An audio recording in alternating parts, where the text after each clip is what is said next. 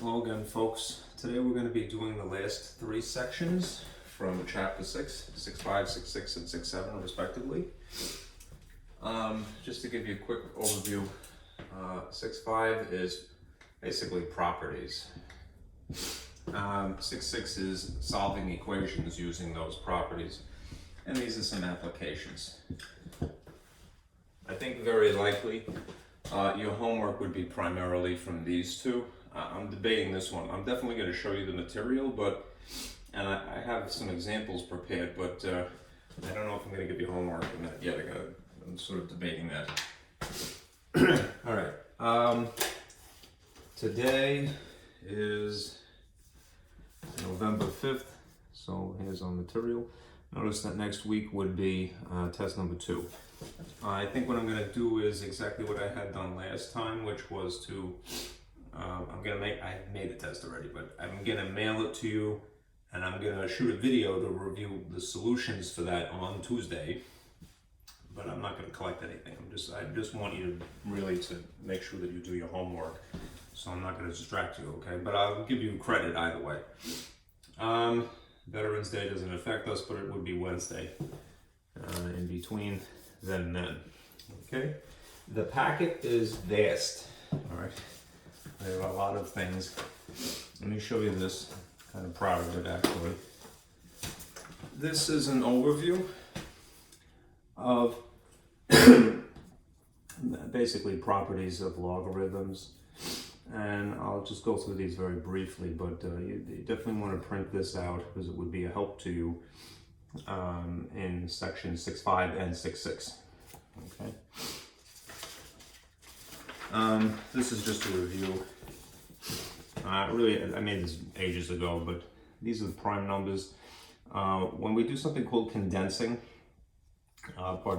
expansion of a logarithm, you may need to factor something down to prime numbers, so just bear in mind what the primes are. And this would be a nice overview strategy, a map, if you will, for section 6.6, all right, in which case you are solving equations. If you start with an exponential equation, you might run through one of these options. All right, if you start with a logarithmic equation, you would go through these. All right. The copy that I have available to you has one little thought cloud extra on this. This is an older print. All right, but do print that. Here's just a review of all material as rules for exponents. This comes up a lot, the power rule. When you have an exponent raised to an exponent, just remember that you're multiplying. And this is about carbon dating. Right. These are the word problems that I had prepared, carbon dating, for section 6.7. Right. I at least want to show you what to do. I'm really more interested that you're aware of these techniques, right? Not necessarily reinventing the wheel. There's a description of how you would use your calculator at the bottom of this, so it might be good to print that.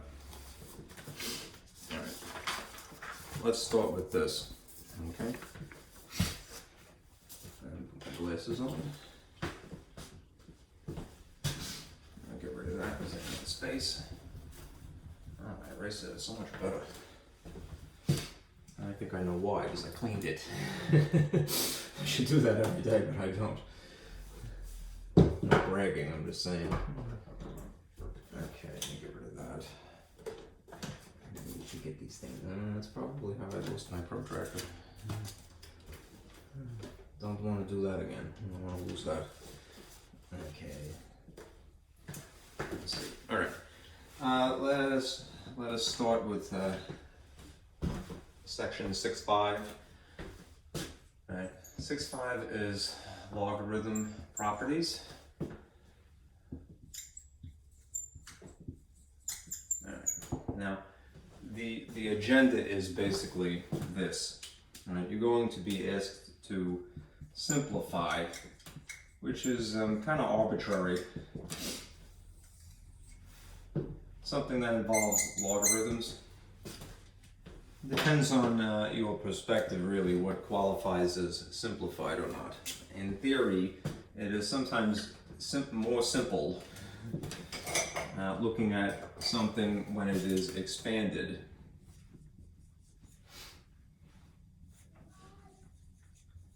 Alright, and then arguably it is sometimes more simple when something is condensed, the opposite, like soup. So here is sort of an overview of these two situations.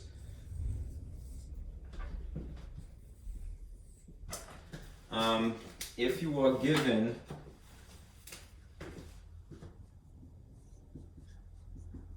a log that has been expanded, and you can tell because it will have a lot of terms, generally what you want to do is to try to factor completely. This writes so nicely today. And even down to prime numbers.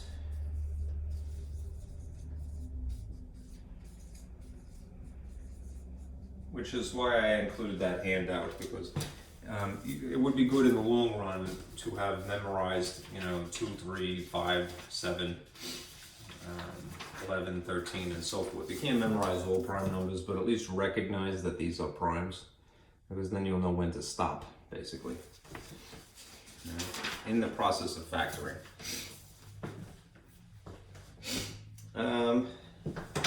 When you are trying, if you're given something, you're given a log that appears condensed, and you can tell in a situation like that where there is one term, this is usually just one term, versus maybe several terms.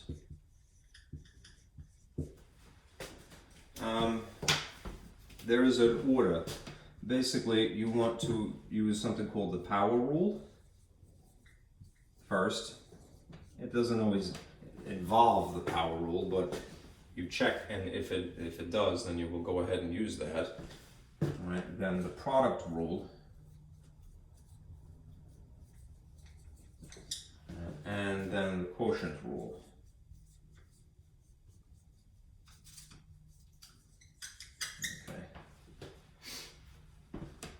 Second and third. I admit to jumping the gun sometimes, and I go straight for the quotient rule. You may be able to get away with it, but as a good rule of thumb, I would do it in this particular order. Let me see, this is in the frame here. Okay. Now, what do I mean by these things? The power rule is listed here. If you're given something that looks like it could be factored, first factor and a second one, I'm just using capital M and capital N to denote factors. You could write them as a sum, right? This is the product rule, I should say. Right? The quotient rule is when you have something that appears as a fraction, there's an obvious top and an obvious bottom, you can write them as a difference. Right? The power rule is up here. If you have something raised to an exponent, whether it's inside this parentheses or outside, you could write it in front as a factor, right? That is outside of the logarithmic function completely. It's out in front, right? That's very useful. So again, attempt to use this first if necessary, either starting with this and going this way, or starting with this and going this way, and then the product rule and the quotient rule, respectively. Okay. Usually what happens is this. If you start with something expanded, you're asked to condense. Right? And if you start with something condensed, you're asked to do this. Make it expanded. Right? Just beware of one other thing. Right? When you're trying to go this way or this way, right, must use the same bases. Okay? So if you start with the base 2, you're going to end with a base 2. Right? If you start with a base 10 or a base E, you're going to start with those things. You're not going to change it to something else. Okay? Now just a quick review. of a couple of things as I point out on this sheet. Some of them are perhaps more intuitive than others. If you have some logarithm, whatever the base may be, I just use b to generalize, and the argument, that is what is in the function, is 1, one would have to assume that this equals 0. So remember, if you write this in exponential form, b, the base is always the base, 0 would be the exponent, and provided that b itself is not 0, as in 0 to the 0, if it's some other number, like 3 to the 0, most anything, with the exception of 0 itself, is equal to 1. Right? Similarly, if you have a base and in the argument you have the exact same number, one would have to assume that this equals 1. Okay? Because b to the 1 is just b, just like b to the 0 is just 1. Here's the power rule, as mentioned, is stylistically writing it this way versus this way. The inverse properties are very useful, but they may not be as intuitive. Convince yourself of this, all right? A logarithm and the exponential form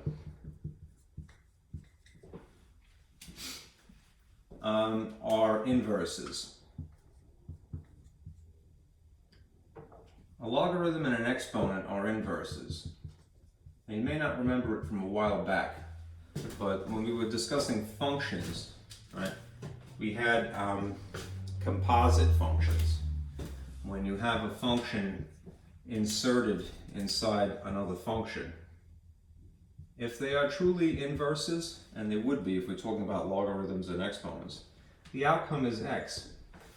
Right? They more or less cancel each other when we're talking about logarithms and exponents, but this is the outcome. Okay? That is what I put here as a reference. These are called the inverse properties, but there's two different incarnations of it. When you have a logarithm of a certain base and the argument is the same base, all right, and it's raised to an exponent, it is really this situation again, but it would be 1 times x because the exponent is something else, all right? So this would be equal to x. This one is a little bit more nebulous, but this is the situation of where you have inverses, right?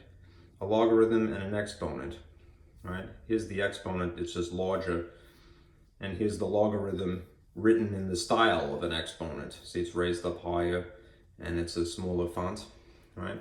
This is basically stuffing the inverse inside of the function, right? It would be more or less like this situation, right? Anyhow, the outcome would be this. Whatever is in that argument, that is whatever is in the parentheses, that's what the answer is, right? That's how you can simplify it, right? Note these, they're very useful. Think of them as sort of being like opposite operations. They're not really, they're functions, but they behave in a similar way, all right? There's sort of a cancellation effect, if you will. Whatever is here, this is how you can simplify it. Whatever is in the argument here, that's how you can simplify it. Later on, we'll get into these things, the one-to-one property, which says that if you have identical logs, really the same base log, but different arguments, you could just write an equation that is the arguments, one equal to the other. Sometimes they're an algebraic expression, so you get something silly like 3 equals 2, that's just not true. All right, but if you have an algebraic expression and then some other number or something else here, you could write them like this. Right? There is similarly a one-to-one property of exponentials. Right? Whatever the exponent is here, as long as they have the same bases, one could make this assumption. This exponent would be equal to this exponent, whatever they are. Right? Right, unless they're just something that's nonsensical, like 3 equals 2, that just can't be true. Right? Then there's this old change of base formula. This is really a holdover. Well, it's still true, but it was practical before calculators. All right. If you have any type of logarithm, that's any base and any argument, you could write them as this ratio, and you could choose whatever base you want instead. So if you wanted a natural log, you could use base e. If you wanted to use a common log, then you could use base 10. Or you could use something else as long as it's the same n here, same base, and the same base. Notice what becomes the argument. the m that was an argument and the base becomes an argument. Anyhow, if you divide these two things, they give you the same value as the original unique logarithm. Right. That is everything that you need to know insofar as properties, all on one page. All right. Let us get into some examples, either doing this or doing this now. Okay?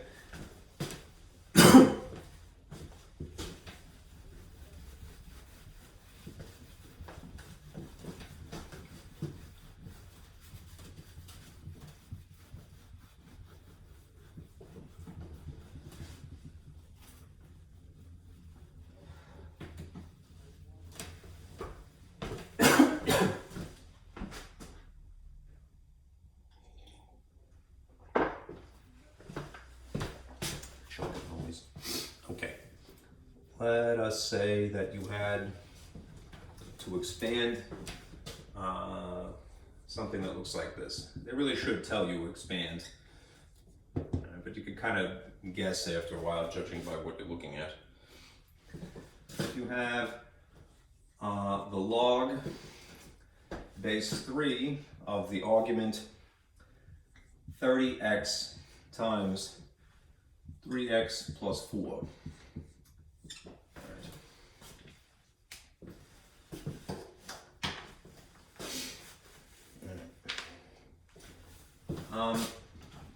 There is no plus or minus and then a second log. So you could reasonably guess that this requires expansion just as an alternative way of presenting it. And then when you analyze the minutia, that is when you're looking here at the arguments, right? Notice that they're factors really. So the general process is that you're going to try to factor completely.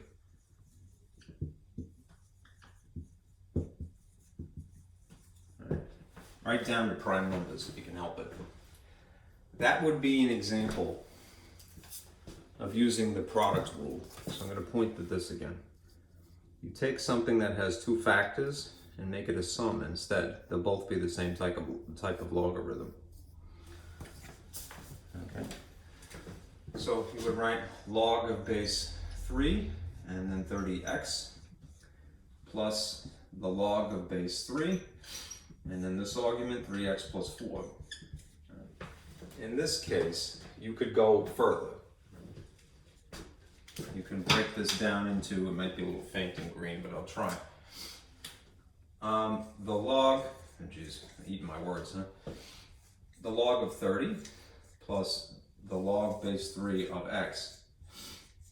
All right, and there's still this plus log base 3 of 3x plus 4.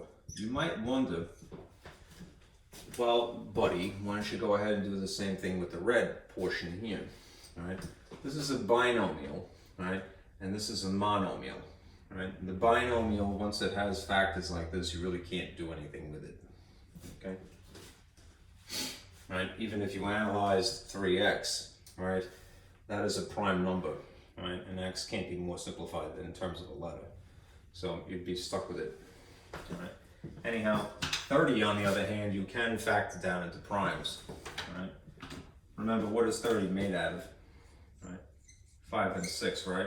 5 is prime, but 6 isn't. It's made of 3 and 2. So what you would end up having to do in this particular instance is to write it as the log base 3 of 5, and since I'm still, factoring, I'm using the product rule, plus the log base 3 of 3 plus the log base 3 of 2, and then this left over here. Log base 3 of 3x plus 4.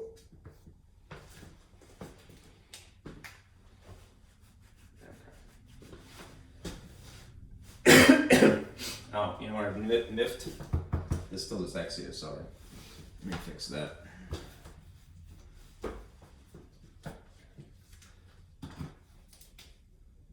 Plus log base 3 of x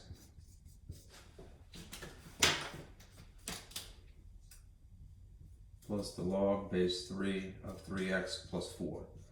Sorry. Okay. Now, look at what we've done.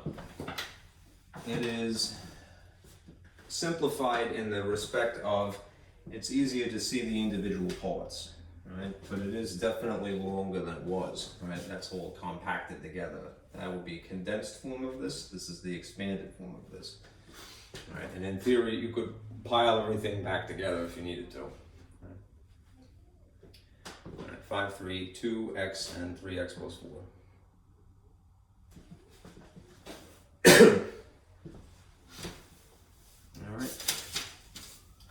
All right. Do another.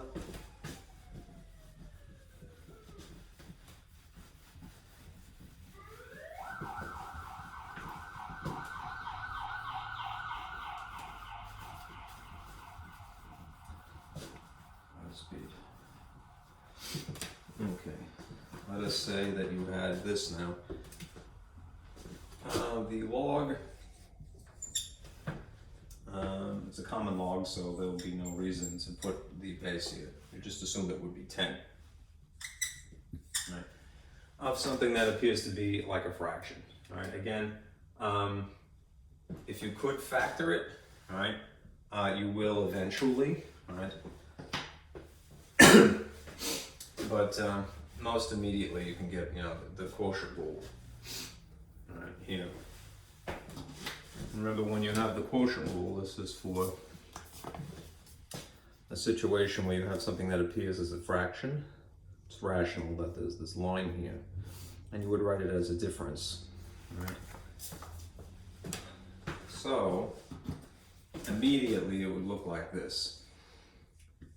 2x, whatever is on top gets written on the left, then the symbol, and then whatever is underneath, you write that on the right side. Okay. This thing is still a monomial, so you could factor that, right, into at least its coefficient and its letter. So you would have log of 2 plus the log of x, and then you would have minus 3, right? Minus the log of 3.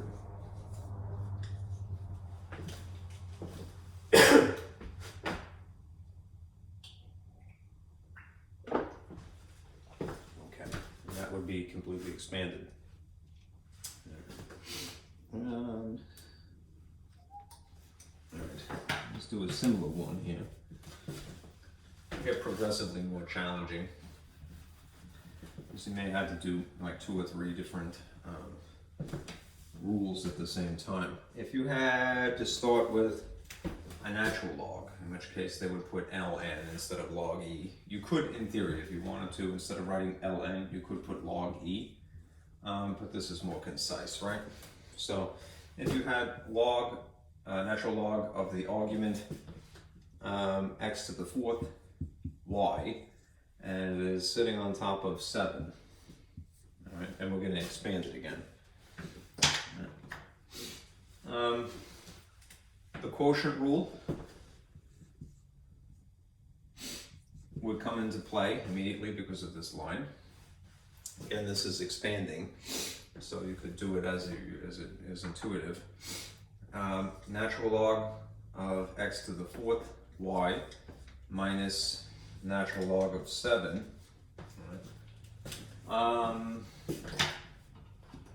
Then at this point, you can't do anything more with that. Right? It's down to just the number 7, leave it alone.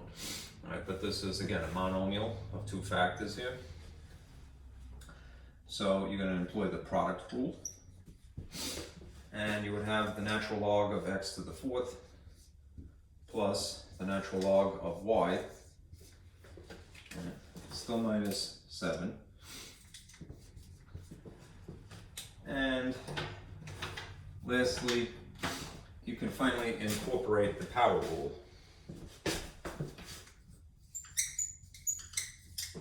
And that's a funny way to do that. Capitalize. Okay. When you have an exponent here, if it is more convenient, you could write it in the front. In which case you have 4 times the natural log of x, right, plus the natural log of y, minus the natural log of 7. And that is completely expanded. Okay.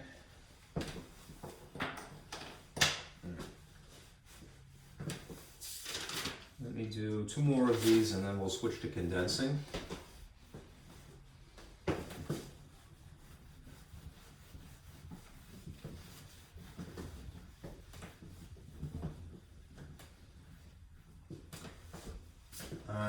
Let's see. Okay, here's another one with natural log, but it'll be interesting because there are little notation changes you can make. This is the cube root of 2 of x, pardon me, the cube root of x squared, right? Just as a side note, remember there is rational notation and then there's radical notation. They still represent the same quantity, they're just 2 different styles of writing that quantity. So for example, if you had the cube root of x, right, and it would technically be x to the first in that case, you could alternatively write it, that's radical notation. You can write it as x to the 1/3. Similarly, if you had a square root, in the case of a square root, nobody bothers to put x, the 2 in the index here, nor do they bother to put the 1. But if you went ahead and did that, all right, it might be more obvious what the rational style of writing it would be. It would be x to a half. Anyhow, for the sake of the power rule, right, it would probably be more convenient to put something in rational notation, even though it's given in radical notation. So we're not applying any property, we're just writing it in a different style. This would be natural log of x to the 2/3. Remember, the denominator is the index, which means that's the type of radical.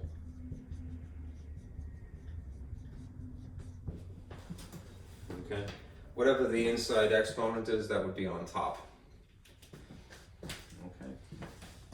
Now, being that that is an obvious exponent now, you can, employing the power rule, write it out in front. Okay. Power rule says, right, if you want to put 2/3 up in front, then this would be 2/3 the natural log of x. That black is kind of faking out here, so let it chill. And the cup here, hopefully it'll get better. Okay. Now let's do a horrible one. One that is quite involved, right? I need the space for this one, I'm sure. So our feet are appropriately wet. We have a cool resource that lists pretty much every conceivable scenario. Now we'll just use them in tandem. All right. Still expanding. All right. And I just kind of write that up here. Expand. Expand this now. Haha. All right. The natural log of this quantity. The square root of the factor x minus 1, and it's in the frame group, 2x plus 1 squared. And then on the bottom here, x squared minus 9. All encapsulated in the argument. Ugly, right? Yeah. Well, don't be scared. All right? You see a quotient? So, why? Because there's this line here. So what we could do is employ the quotient rule, which means that we would have the natural log of the top thing, x minus 1, 2x plus 1 squared. Quotient rule says it's a difference, right? Minus, therefore, the natural log of x squared minus 9.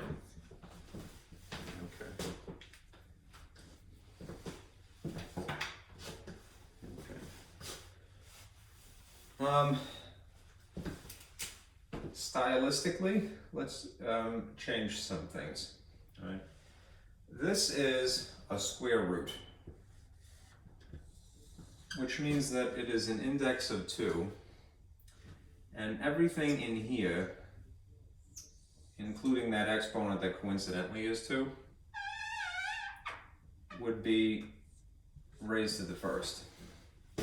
So if we wanted to, we could just change this from radical notation to rational, which means that it would be the natural log of, let's see, this whole thing. I'm going to use a bracket. Remember, you could use a bracket instead of a parentheses if you start to have several parentheses. I'm kind of swapping here and here. Let's see. This whole thing, x minus 1 and 2x plus 1 squared raised to the 1/2 because of this black square root of, this is an index of 2 technically, and a 1 would be there technically. So I'm writing it like that. Right. How come? Because then I can employ the power rule, which means, I'm going to write this in a different color.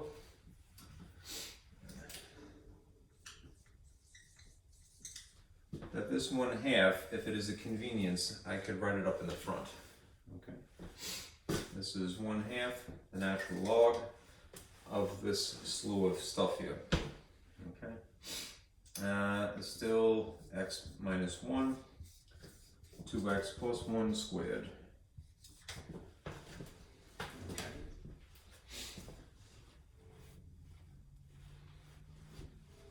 All right.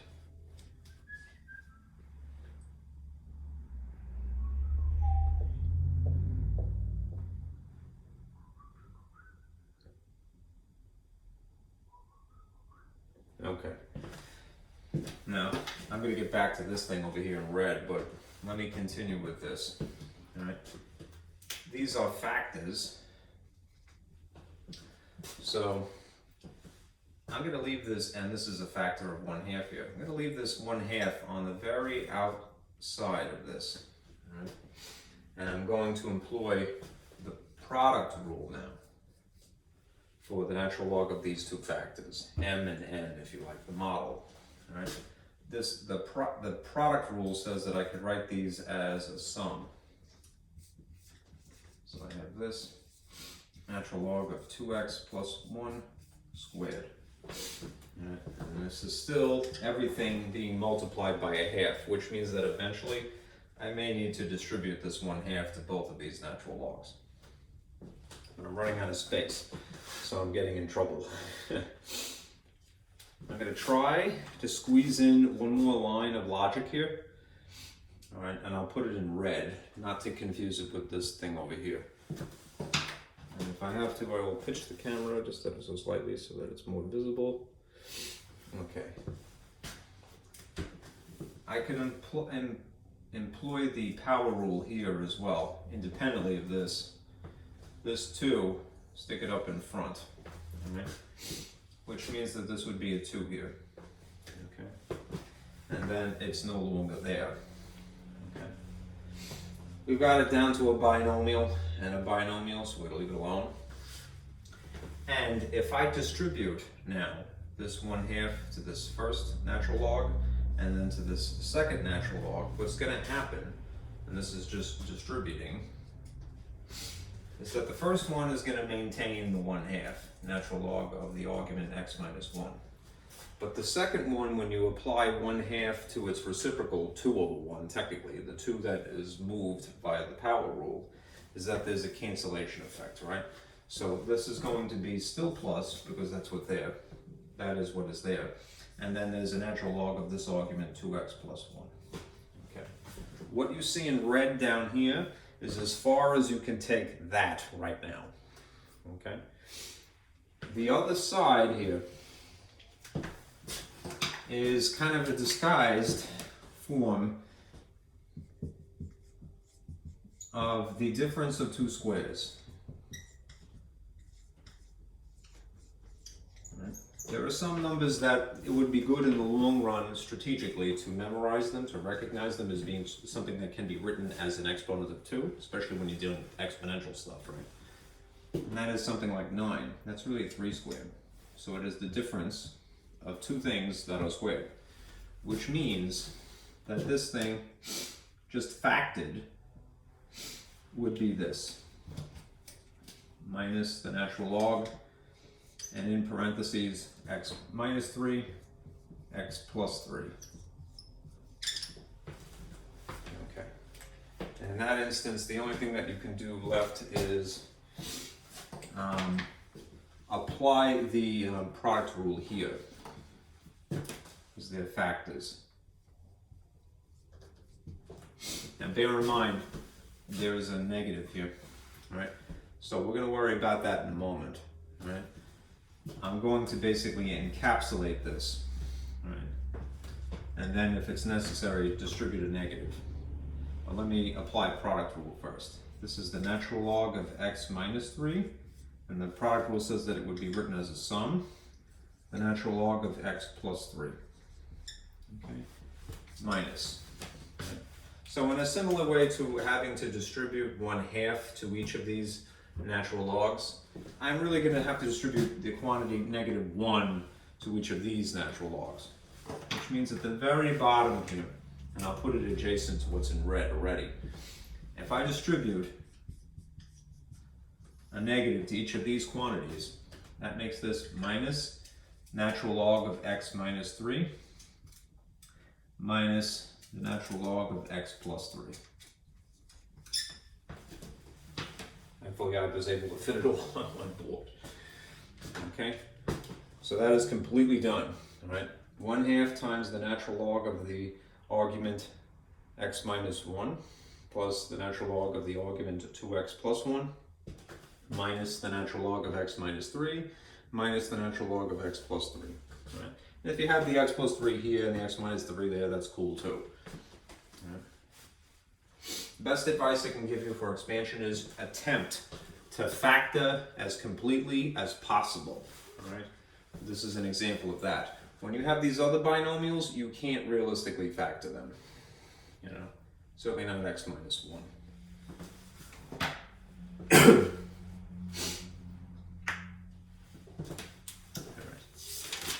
All right, now let's go the other way. Let's condense like soup.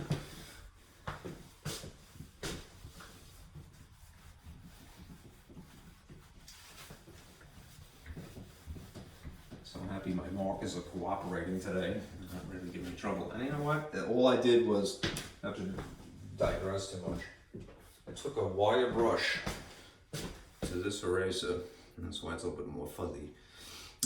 It makes it work so much better. I have washed it, soaked it, sprayed it with alcohol, and all it took was a wire brush. So, in case you happen to be using a dry erase eraser, that's what I recommend. Get yourself a wire brush. Good for battery terminals and cleaning plumbing fittings and cleaning an eraser. All right. Let me get a sip of water.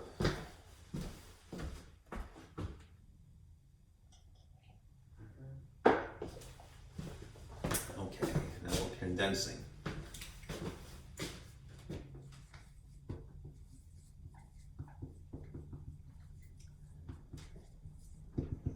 Remember, power rule first, right? Product rule second, quotient rule third, right? It seems to be exactly the opposite, right?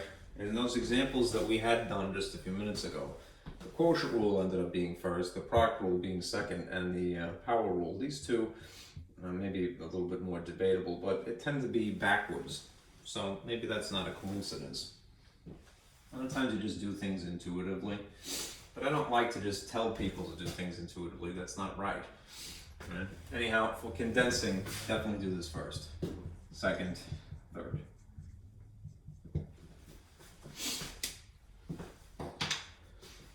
Suppose, and you could tell without the instruction even, that you really must go through this process of condensing, because you'll see several terms, several things separated by a plus or minus. Okay? As long as they are all the same base, you can recombine them. So if you have log base 3 of the argument 5 plus log base 3 of 8, and then minus the log of base 2, base 3 of 2. These are all combinable, if that's even a word. All right. Now, notice something. This is on the left, but even like normally when we follow the order of operations, right? Multiplication and division are equally important, and we would say do whichever is on the far left. When you're applying these rules, that seems to get bent a little bit. All right. Product rule always second, quotient rule always third. Anyhow, the power rule cannot be applied in this case because there are no exponents, but the product rule can be. They're the same bases, so we could write them as the log base 3 of 5 times 8. Okay? It is basically looking at the product rule in reverse. That is, you're starting with a sum and you're compacting it down into a product, the arguments. All right. And since they're actual numbers, you could just simply say, all right, well, that's 40. All right. There's still this hanger on here. Minus log base 3 of 2. Right? Now we apply the quotient rule.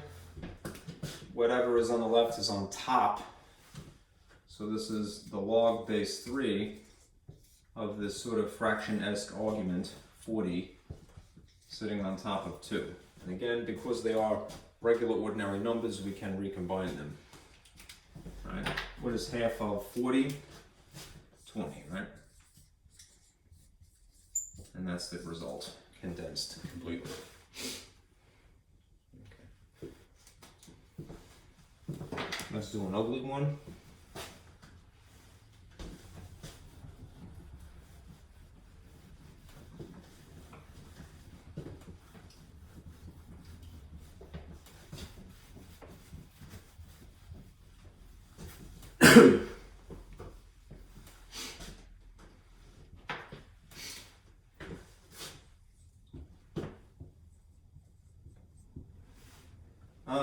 Suppose you had 2 log, and it'll be natural log, x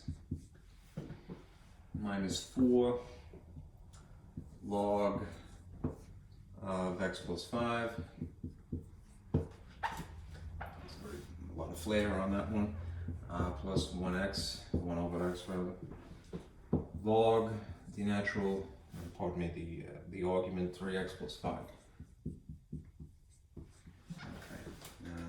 Assuming that is in the frame, okay, looks like it is. All right, remember, power, then product, then quotient. All right. We definitely have things that we could apply the power rule here, okay? Because we have these coefficients basically up in the front in each of these 3 cases, each of these 3 terms. So if we want to basically write this here, and write this here, and write this here, we can, right? That's the power rule.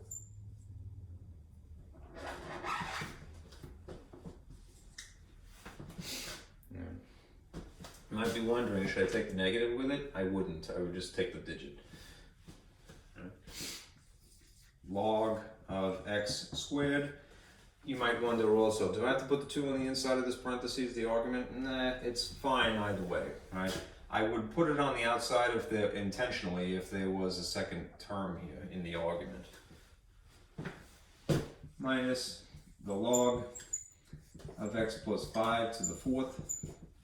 And then this one is weird, but same deal here. 3x plus 5 to the 1 over x.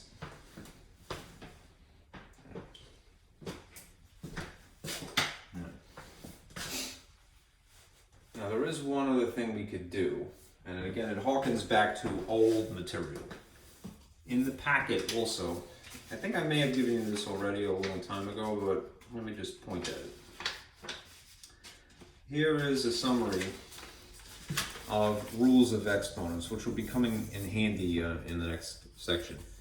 Remember that when you have something that has an exponent in its denominator, you could write it, normally we would consider it bad etiquette, but you could put something as an exponent to a negative, having a negative in front of it. It represents this.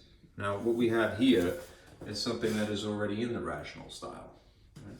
So if we want to, just to change notation, even though again I would consider it bad etiquette myself, you could take this 1, all right, and instead write this as 3x plus 5 to the negative x. If it was positive on the bottom, all right, then moving this to basically the numerator position changes it to a negative, right? It's not making the value negative, it's just changing its location.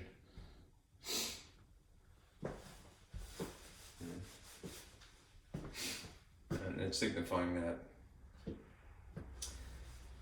Okay. All right. Now, that's again a debate for whether you like things in the rational notation or if you like them in this sort of considerably bad etiquette negative exponent notation. All right. Anyhow, we have invoked the power rule. So moving on, we are now going to apply the product rule. Here's why I say you must do this second. All right. Under ordinary circumstances, we think of doing addition and subtraction. This is for order of operations. On whatever is on the left, because they're equally important, you would maybe gravitate towards doing these two things first innocently. You might coincidentally get the same answer, but why take a chance, all right? What you should do is work on that portion of this from here to here that involves the product rule first. That is the sum portion of this. So it's kind of defying the old order of operations. Right? We're not really dealing with, just regular numbers or even just regular algebraic expressions. We're dealing with transcendental functions. So we're going to bend the rules a little bit. Anyhow, this log of x plus 5 to the 4th plus log 3x plus 5 to the 1 over x, or whatever you like, according to the product rule, can be compacted down together. All right, in which case we would have this. I'm going to encapsulate it in a bracket. Right? The common log, and then in here, maybe its own little bracket as well. This first argument, x plus 5 to the 4th, and then this second argument here, 3x plus 5 to the negative x, if you like it like that. One side here, and maybe I'll just switch this. There's too many brackets. All right, I'll put a green here to make it distinguish it. In here and in here. All right. These two logs are reduced to one log. It just happens to have a lot of complicated guts here. So I try to make it obvious. Right? There is still this minus here. And there is still this log of the argument x squared. Right? Now at this point, we could apply, after having applied the product rule, apply the quotient rule, which says that when you have a difference, working backwards, you could write this as, again, as long as they're the same, log, put this in red, make it more distinguishable, 1 log of the common log, right? With this as the top, x squared, and these two terms as the denominator, x plus 5 to the 4th, and 3x plus 5 to either the negative x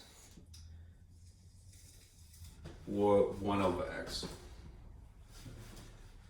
Again, I was always taught that this was bad etiquette to leave as a negative, but it is more concise, so arguably more simplified. All right. Anyhow, this is the outcome, completely condensed.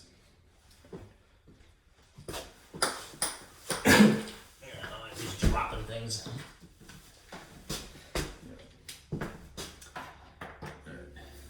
Print that in. I'm going to remind you of something about the change of base formula, and then we'll move on to equations.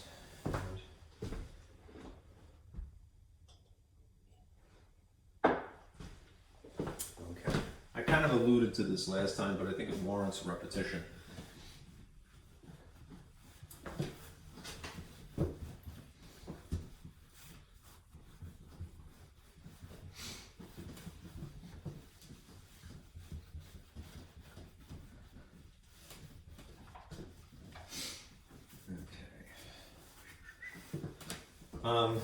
Let's discuss this. The very bottom of this paper, the summary, right, is the reference to the change of base formula, which again is really for taking any logarithm, whatever the base may be, and writing it in the style of a ratio. This would be convenient, you know, maybe 20 years ago, or no, maybe even 30 years ago. All right, before the upgrade of the software of this type of calculator, when there was just the log button and the natural log button, this is what you would do, all right, in order to arrive at an answer that involves something other than a 10 or a base 10 or a base E. All right. Here's what you could do if you have to deal with logs using your TI 83 or 84.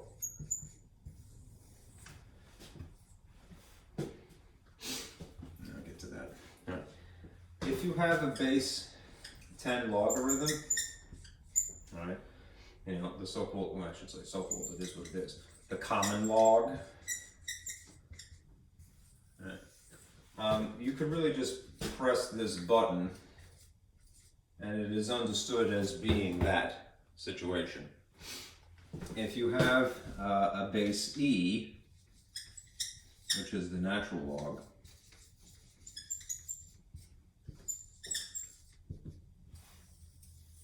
you can just press this button, Ln, and it is understood that this is base E. Right? Nobody ever writes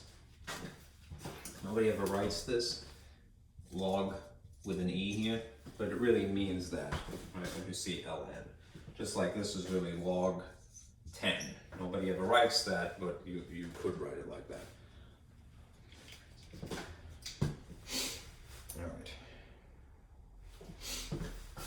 All right. If you have, in theory, any other base,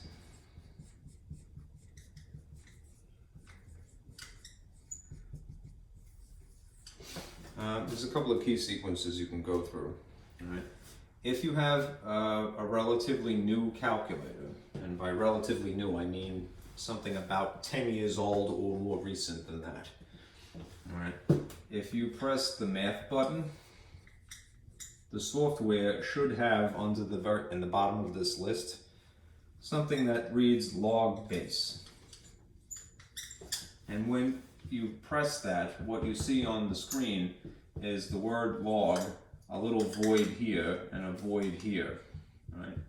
So you could put at will any base that you want and any argument that you want. It's out of the frame, I'm sorry. It's a funny eyeball. That's an eye, I swear. Right. If you don't go through that sequence, alternatively, you can get to the same thing by pressing alpha, and then I believe it's window, but it's window, and this will engage function 2. At the bottom of the list is the same thing, right? Log base. It sounds like a moon base, right? If you have an old calculator, and I'm not trying to dissuade you from using the change of base formula because there are still situations where that might be practical. What you would have done is use this. change of base formula.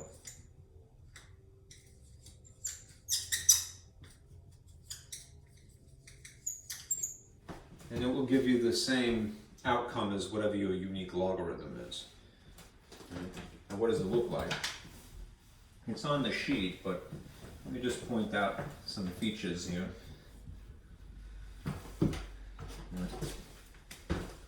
For whatever log, I think in the case of my handout that I had made, I used m's and n's, right?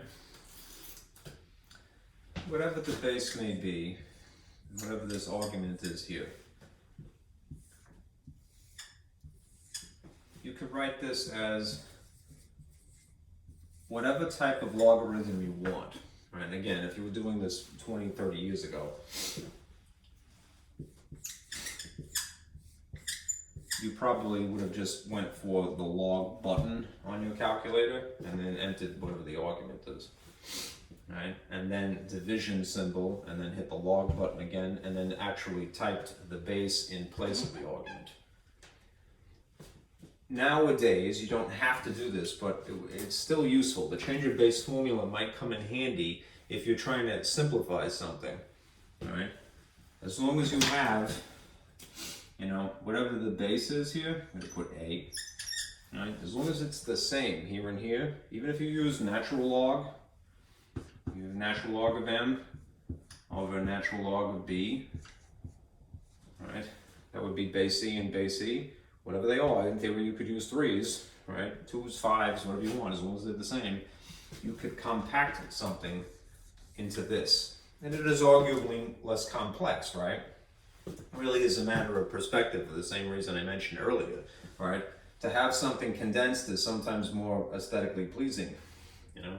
It's less complicated. To have something expanded is more pleasing because you could see the intricate parts. Right? So it's simplified in a certain context. All right? So just be aware of that. That's the change of base formula. It's an option that you have for writing something. All right? All right. Sometimes they ask you to evaluate, which is basically to use your calculator. So let me just show you that. If you had to evaluate the log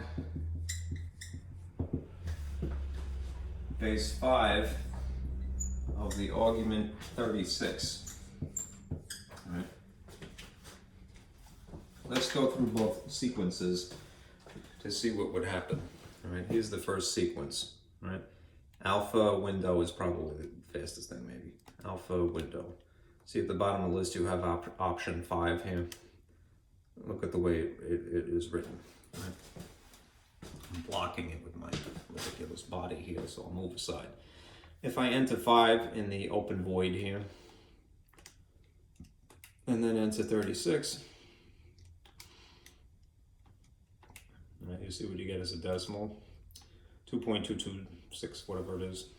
Right? This is about equal to 2.227 if I rounded it to the thousandth place. All right. Even if I did it the other way, right? Even if I translated this according to the change of base formula, right? I'll just use log of 10, log base 10, so log 36 and 5. You'll get the same answer. Here's the button log already. Log 36, close the parentheses, divide by the log of 5, close the parentheses. You'll see you get the same answer. 2.22, roughly 7.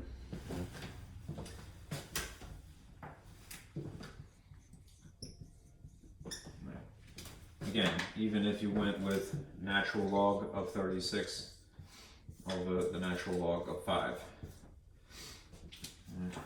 you get the same answer. 36, natural log of 5. entered like so, 2.222. All right, any base, as long as it's the same base here and here, it could be base 5 itself again. All right, it should in theory give you the same answer. I'm just curious. This is weird and nobody would do it, but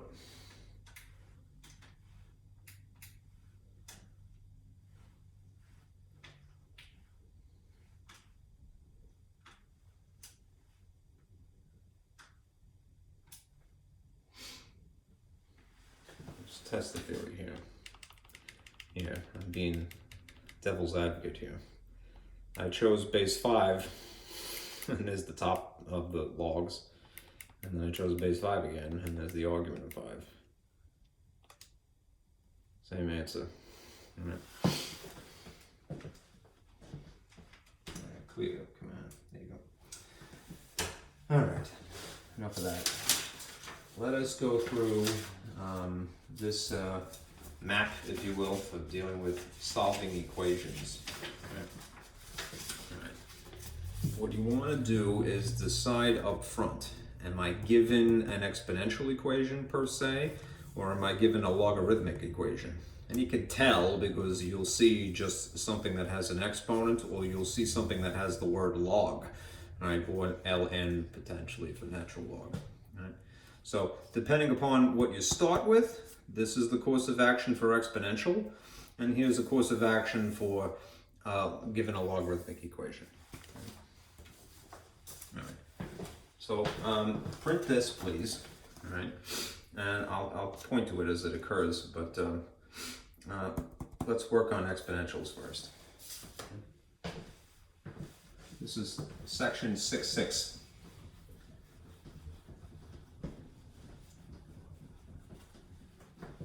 There you go.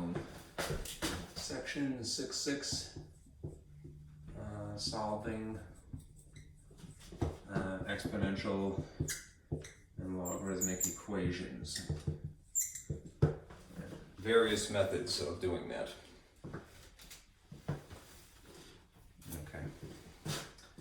So, if you've had this given to you,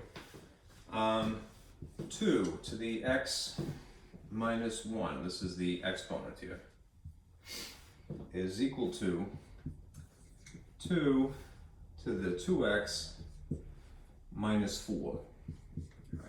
Let's compare to the map that we have here. All right. These are not logarithms, they're the other type, they're the exponential type. So if you're given a logarithm that is if you're given an exponential equation, right, there's the situation where you have the same bases, where you have different bases, if you have base e, perhaps. All right, and this is kind of a cheat if you want to explore that option. I'll show you later. All right. Given the same bases, right, notice that in our case, it's base 2 and then base 2. Right, they're the same bases. Then what is true about them is that they are 1 to 1. So we could write a smaller equation that just involves the exponents. Forgive my dirty fingers. This is 1 to 1 property. So if I just simply wrote, maybe write a different color, not to conflict with that. This exponent set equal to this exponent gives us this equation. Okay.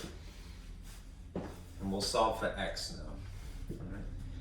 You could move the 2x over here, you could move the x over there, but whichever. All right. To me, because I like to avoid a negative, my instinct is to basically, let's move the 1. Move the 4. If you add 4 here to move it from this side to this side, you would have to add 4 here for the sake of balancing, right? So one of each sign, you're going to subtract them, and you produce a numeral of 3. Takes the sign of the larger one. This is a positive. If I've decided to bring constants over here, then I have to bring variables over to the opposite side. So if this is a negative, if this is a positive x, and it would be understood that way, to justify bringing it over here, I would have to subtract it. Right? I don't know what x is, I'm looking for it, but by sheer logic alone, something, even something mysterious minus itself, cancels out of existence in the same way that -4 and +4 cancel. Now, these are like terms. This is really 2 minus 1, so it's just x. X is equal to 3.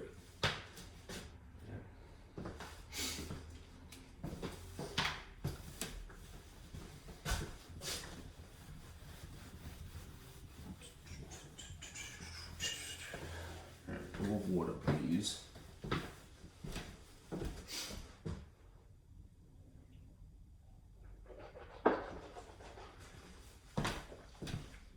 All right.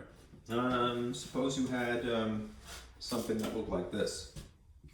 8 to the x plus 2 is equal to 16 x plus 1. What should we do? Well, we're not given the same bases, so we can't use 1 to 1, at least not immediately. If we're given different bases, right, we could attempt to translate into some common base, right, and then eventually apply rules of exponents. All right, so maybe it's feasible. If it's not, then we can go through another course of action involving a logarithm, but let's try to get them to be the same base if it's possible. Let's finagle that. All right. In the case of 8 and 16, if you know your multiplication tables fairly well, right, you may recognize these as being products of 2, right? Multiples of 2, right? 2, 4, 6, 8, 10, 12, 14, 16, 18 goes on forever and ever, all right? These show up in the multiples. All right. This is 2 to the first, 2 to the second, right? 2 to the third. Right? 2 to the third is equal to 8. Right? So we could take this number 8 and then write it like this: 2 to the third. Now I have to isolate this, so I'm going to put this in a different color on purpose. Right? And meanwhile, this x plus 2 is still there. And I really should encapsulate them in their own little group. Right? That is dealing with the 8. Simultaneously, 2 to the 4th power is 16. Right? These are indeed multiples of 2. But these are if you applied an exponent here.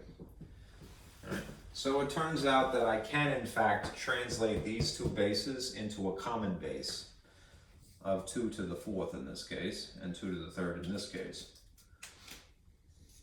All right. And again, meanwhile, there is still this exponent of x plus 1. Now, again, part of the reason that I resurrected this other sheet from ages ago, the rules of exponents,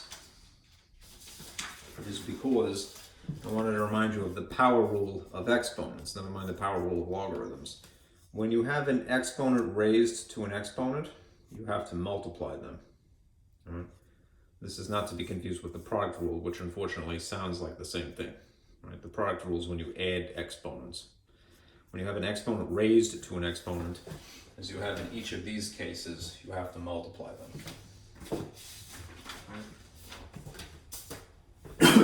So that means that essentially if I distribute 3 to each of these things, I have this. I'm kind of jumping the gun a little bit, but this would be 3x plus 4. And over here, this would be 4x plus 4. Pardon me, this would be 6 over here. Shame. 6. And this would be 4. Okay? Now that I've finagled the situation where different bases are now in the common base of 2, they are 1 to 1 again, which means that we could write an equation that involves just these exponents, right? Which is 3x plus 6 is equal to 4x plus 4, write a little table here, manipulate in the traditional way. Right? Maybe bring this over here. Right? If this is a positive here, we would have to subtract it, take the whole kit and caboodle. Right? Move it over here. This cancels. Bring the 6 over here via subtraction. One of each sign dictates that you subtract. That establishes the digit of 2. Take the sign of the larger one. This is a -2. And this is technically a -1x. Right? If you want, you could just reason to yourself, well, the negative incarnation of this is equal to a negative, so therefore the positive must be equal to a positive. But if not, go through the motions. Divide by -1 here, divide by -1 here. These cancel, these cancel. X is equal to 2. Okay.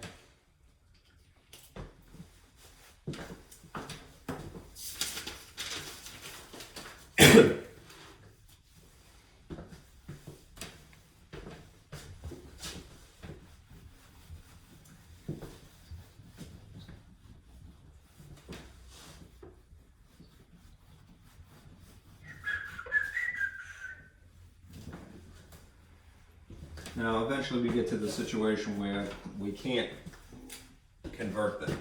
So if you had, say, 2 to the 5x, and on this side, well, actually I'm getting away from myself.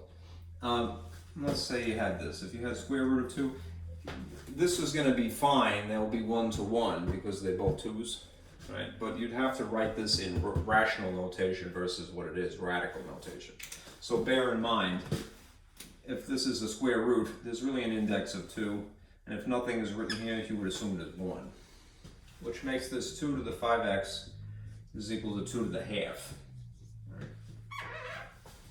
Right? They're 1 to 1, again. So this is really 5x is equal to a half.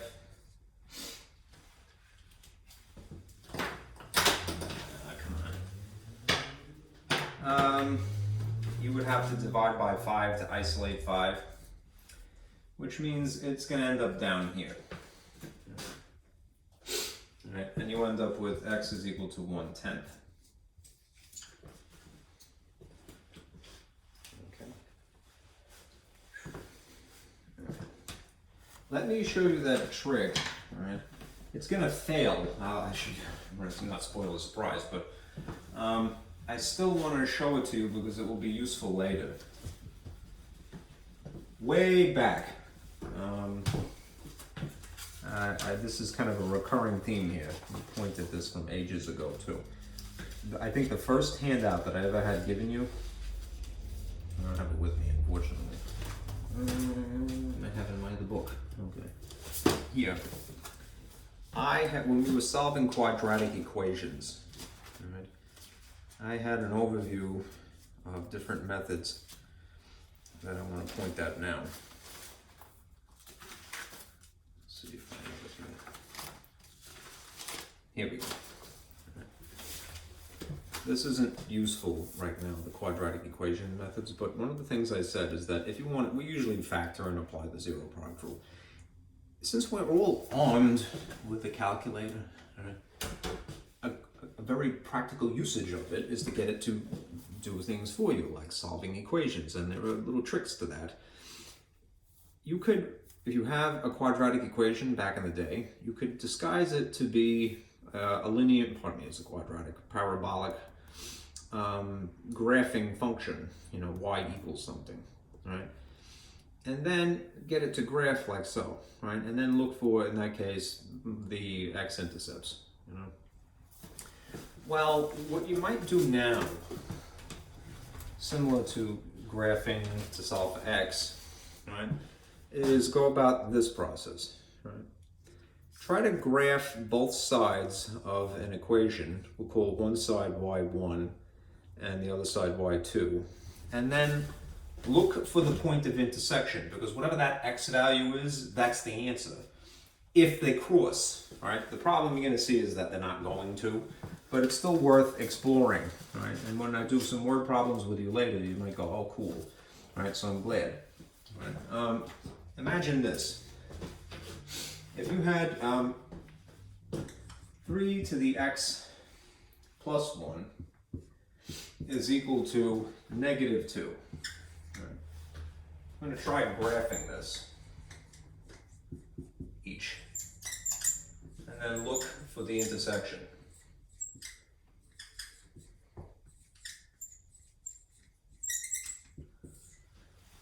Let us just call this, dropping my markers again. Okay.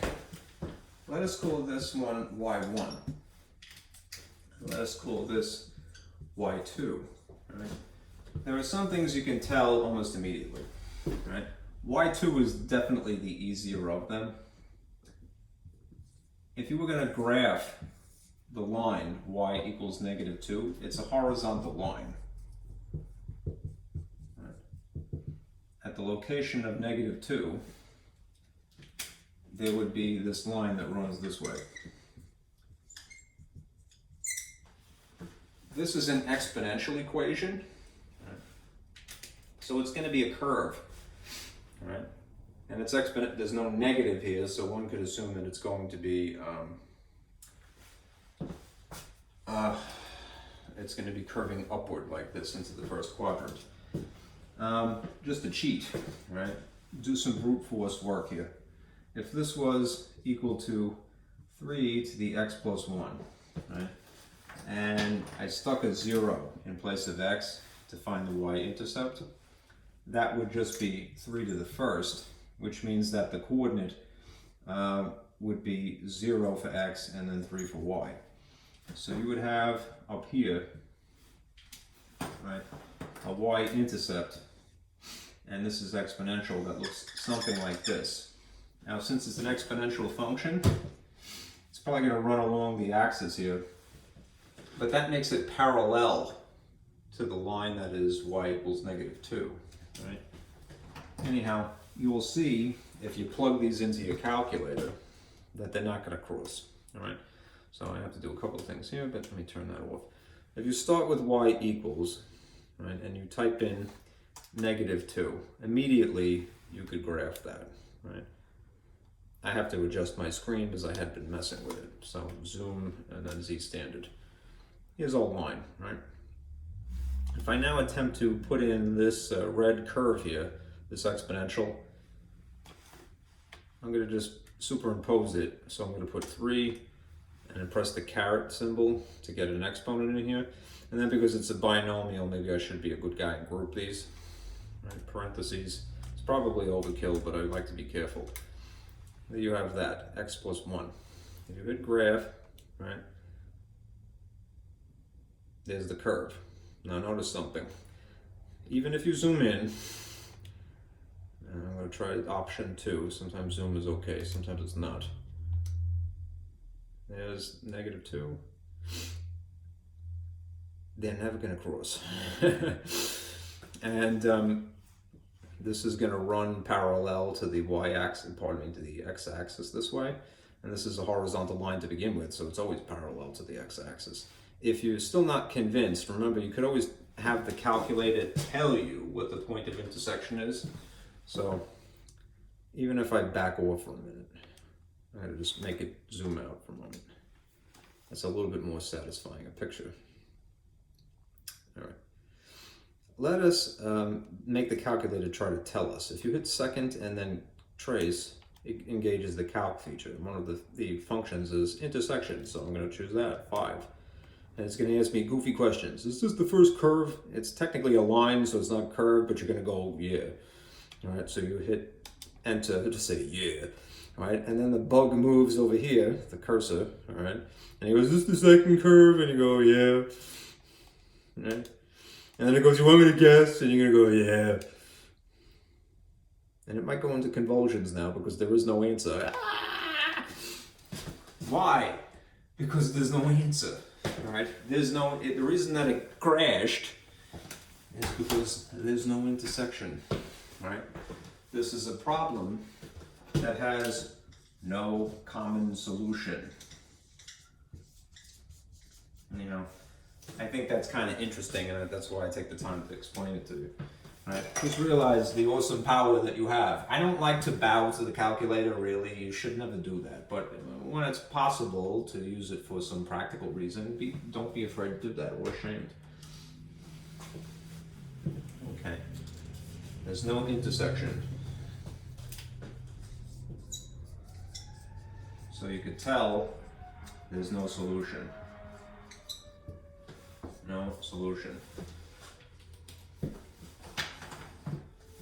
Hopefully my blue is gonna cooperate.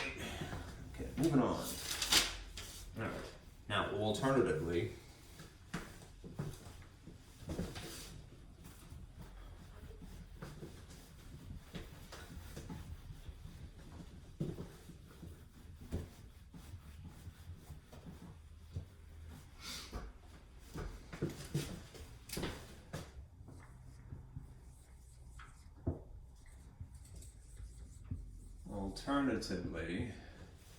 right, when we can't get a common base,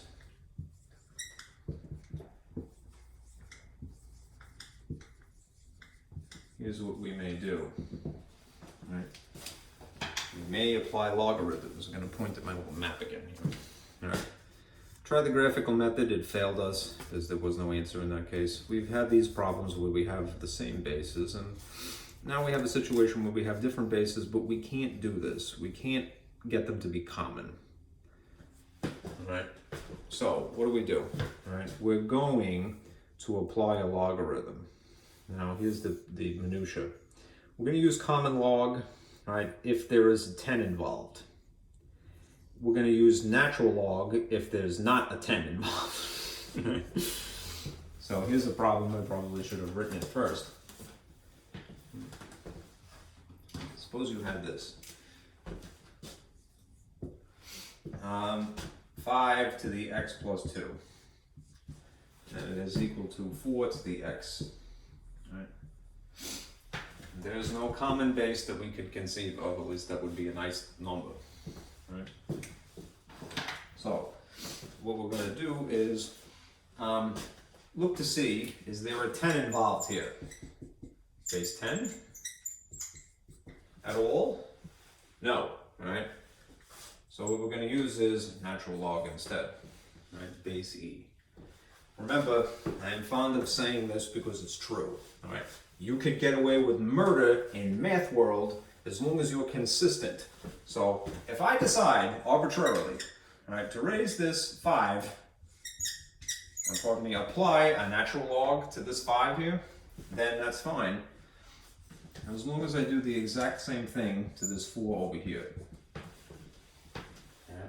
Everything's fair and square as long as it's balanced. So, notice something. You could now also, I'm going to put this in here as well for reference. Right. We're going to use some properties of logarithms again. Remember the power rule. If you'd like, you can put this out in front. Which means that this is really the quantity x plus 2 times the natural log of 5. Right? And the same thing here.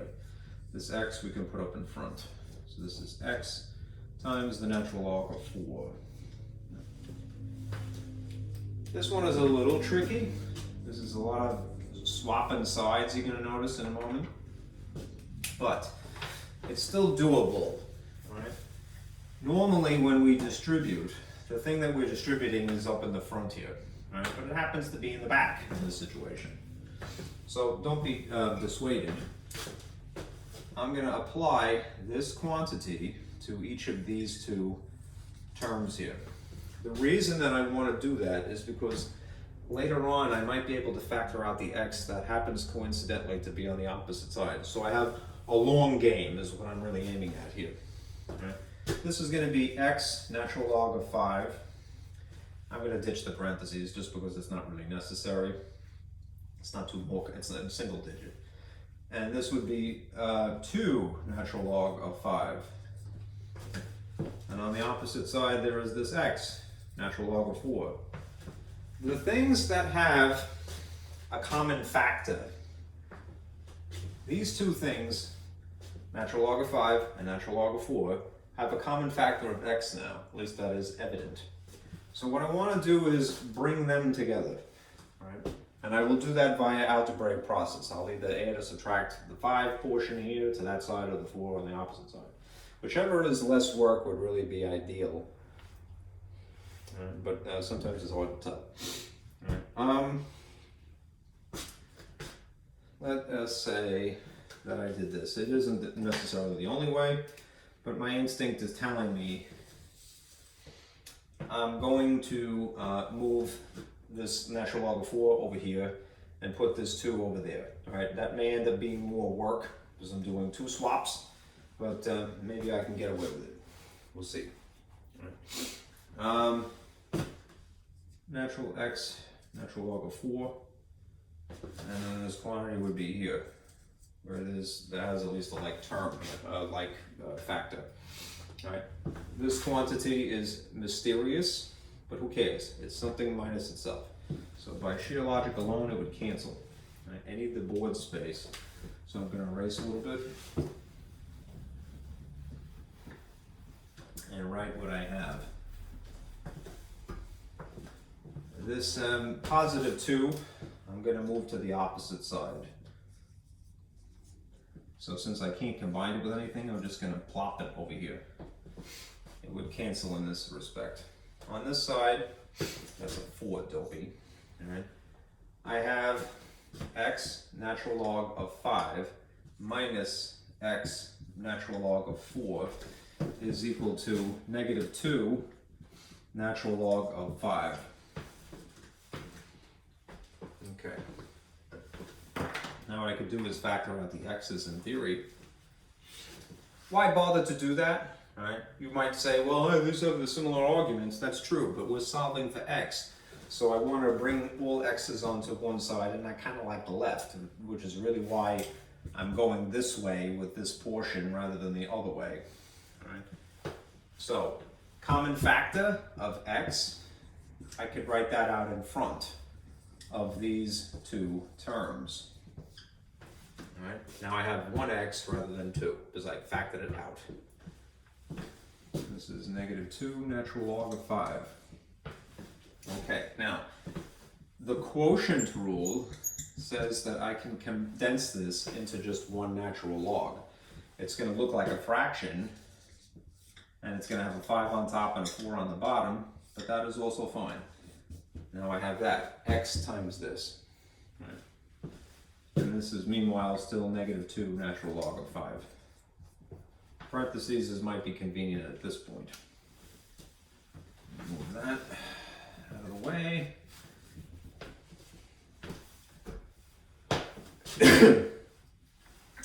All right. The power rule I could apply over here. And I'm going to take the negative in this case and put that there. So now I have x natural log of 5 over 4 is equal to the natural log of 5 to the negative 2. It is a convenience for me in this case to take this negative. All right. Remember, what happens when you have a negative exponent? I'll point at this again. When you have a negative exponent here, you could write this in the style of a fraction by itself. So whatever was on the sort of the top tier to begin with as a negative goes to the bottom. If it was on the bottom to begin with, then you could move it to the top and then it changes the sign as well. So this guy is going to move later. I'm not going to do it just yet. What I'm going to do is I'm going to try to solve for x by isolating x. So let's see. I'm going to divide by the natural log of 5 over 4. This cancels this. And then put this over here. The natural log of 5 over 4. Okay. Now, the only thing that is going to be manipulated now is just the argument content here. The contents of this argument are 5. And if I apply a negative to this, right, it basically just translates it into, right, 1 over 5 squared, right? Which means that this is 1 over 25. That's a funny looking part. All right, now when all is said and done, this is what we have.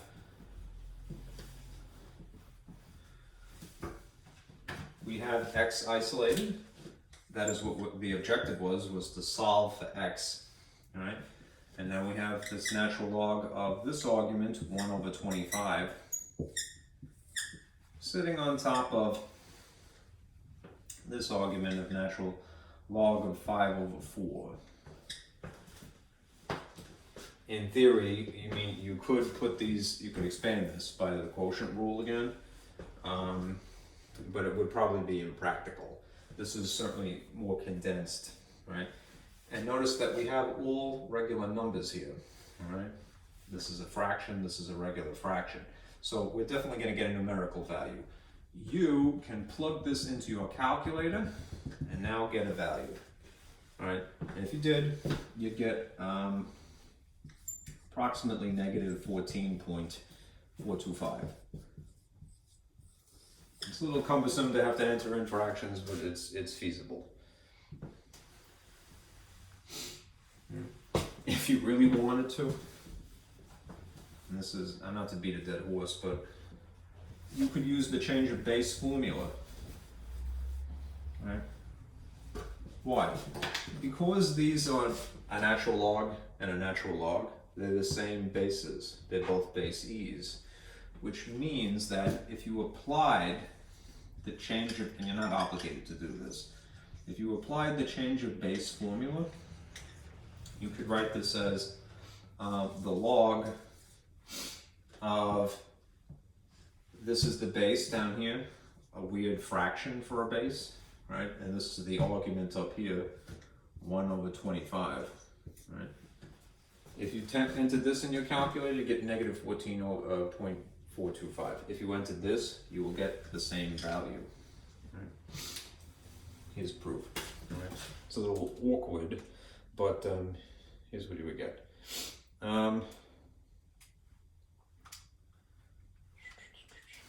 Here you have that regular function. This is, I personally have already applied the change of base formula. I just did it backwards. Right. I like to enter things in the style of a fraction, so I'm going to go for that option under the numeral number, bottom of the list, 5 over 4.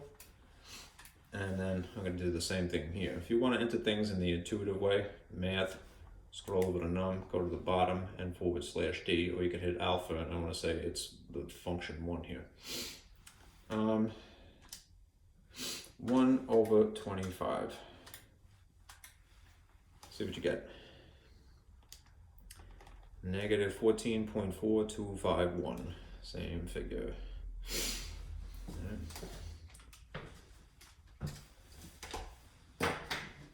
Okay. Alright. Moving on. How are we on time? Not so bad.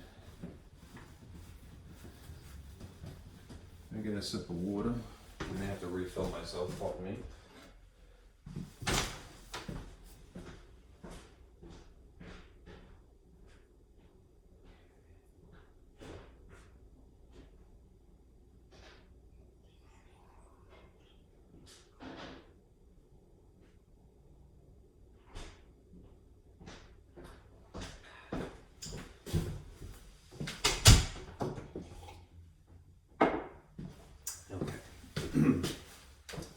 Here's another interesting problem. They're all interesting. I really do love teaching logarithms. It's fun.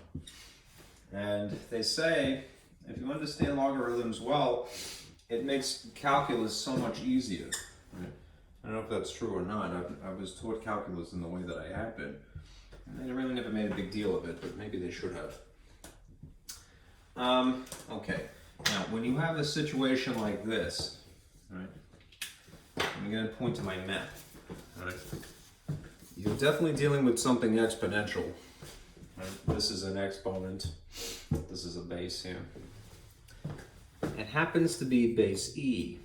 Now, if you can help it, you would ideally want to apply the natural log to base e, because that essentially cancels. And it will leave you with just 1. If it's more complicated than that, you might try factoring. All right, but let's try to isolate this. It's kind of written backwards. Before you apply, try to isolate e. Isolate the base. All right? And that really just entails performing the opposite operation for times 20, which is to divide by 20 here, and then divide by 20 here. Simplify this side here, right? You could pull tricks. Pair of zeros, it's really the same relationship as 10 divided by 2, which is 5. And now you have this. 5 equals e to the 2 t, right, rather than the variable x. Anyhow, at this point, when you apply a natural log to e, remember these are inverses, and when you have inverses, they essentially cancel. The effect is just 1. If there was an exponent here, the exponent would be what would be left over x. Right? Right. So apply natural log here, natural log here. Right? I kind of like to have everything on the left side, so I'm just going to kind of focus on this. Two things are going on here. The power rule and this inverse property. Right? The power rule would have you put the 2t up in the front. Right? To apply the natural log of e, you would just be left with 1, right? Which realistically means you have 2t. And on the opposite side, it's natural log of 5. If you're solving for the variable, you have to isolate the variable. Just move 2. Divide by 2, divide by 2. If I wrote it sort of my idiosyncratic preference, the letter on the left, this is what it would look like. All right. And you can enter this into your calculator. It's regular numbers, there's no algebraic expressions, and you'll definitely get an answer. Probably this is going to be one of those things that repeats a lot. So this is fairly concise. You might just leave it as that answer. And I'm just curious.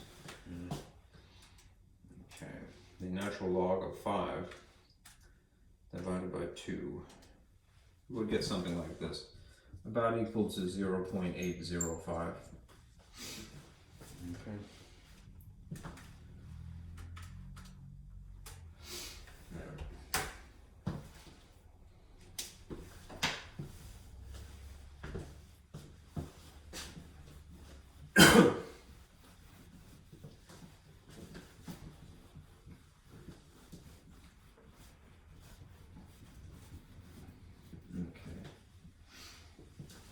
Now, here's another thing.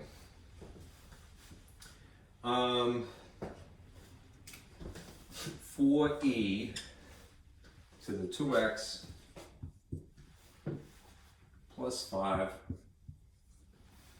is equal to 12. My collar is killing me. All right. Again,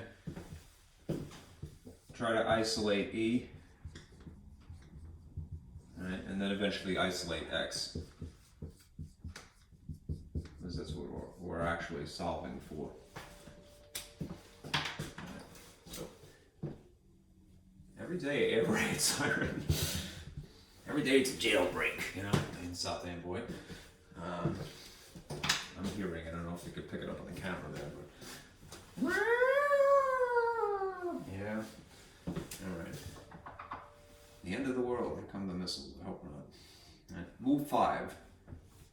Minus 5, minus 5, these canceled. You're left with 4e to the 2x is equal to, subtract 7. Divide by 4, you have a fraction. Leave it like that. It's better to leave things as improper fractions as long as they are themselves simplified improper fractions. And then you have e to the 2x. This is isolated. So, as before, because we're hoping for a cancellation effect, apply the natural log here, apply the natural log here to balance it. there are two things going on really simultaneously. All right, the power rule would have you put this up in the front. The natural log of this is just 1. So this is 2x times 1, which means that it's really 2x. And then over here you have the natural log of 7 over 4. Move 2 by dividing, and there you have it. X is equal to the natural log of 7 over 4 on top of 2. Enter these into your calculator, you will get a decimal. Okay. If you want stylistically, you could do this. I put the 2 underneath it, but it kind of looks more like the usual situation if you wrote it like this. The half, that would be this divide by 2 out in front. If you wanted to, you could then reverse the power rule and then you would have this as a square root here. I think that this is fine. This is probably what a person would enter into their calculator. If you did this in reverse, this would be x is equal to the natural log of essentially the square root of 7 over 4.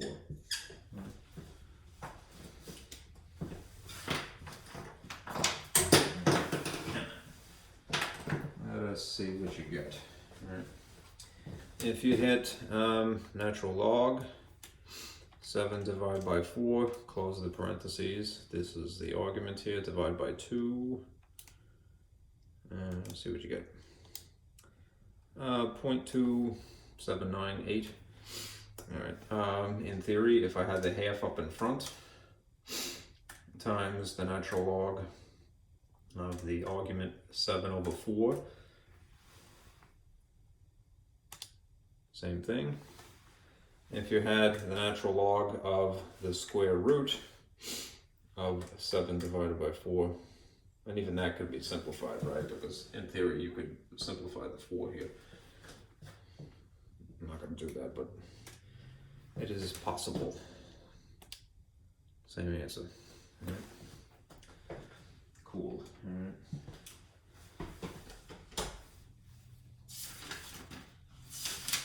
Okay. Now there are situations where you have to be careful for extraneous solutions. Right. The example I'm going to show you is a situation where you will have at least one extraneous solution. Right. It's unfortunate because it also illustrates factoring, which is a good thing to have, you know, a good skill to have. Okay, so let's see here.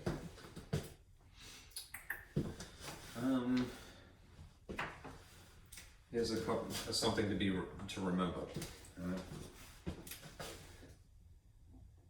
Beware, there are sometimes extraneous solutions. They're duds, right, for an answer. It's not a technical term, right, but I like to think of it that way. A dud, all right, out of maybe 2, if not both, solutions you get, right? They are algebraically correct, right, but do not check. They do not satisfy the original equation conditions. Right? They're not your fault. Right? They usually arise as a result of squaring.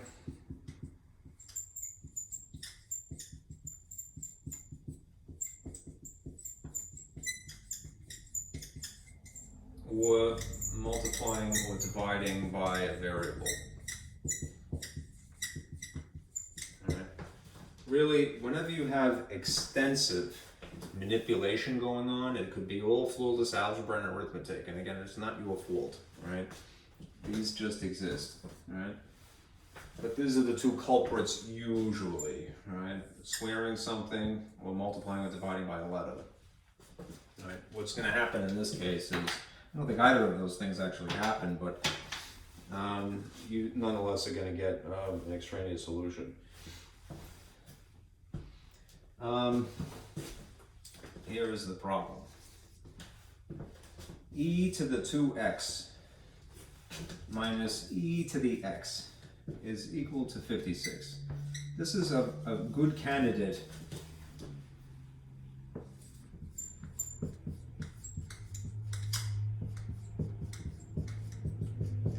for U substitution. You don't have to do that, but U substitution would be helpful in a problem like this, right? Remember, there's certain conditions that have to be made, right?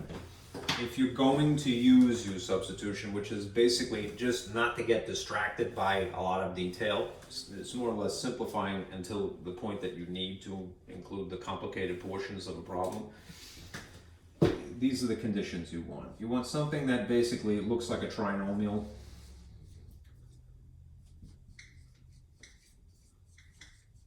In descending order.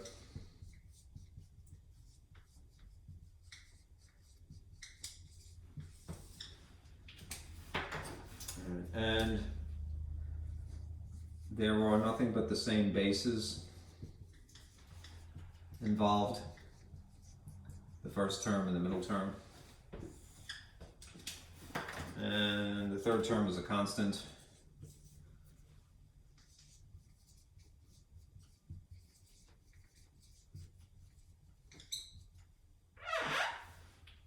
And lastly, the degree of the first term is double the second.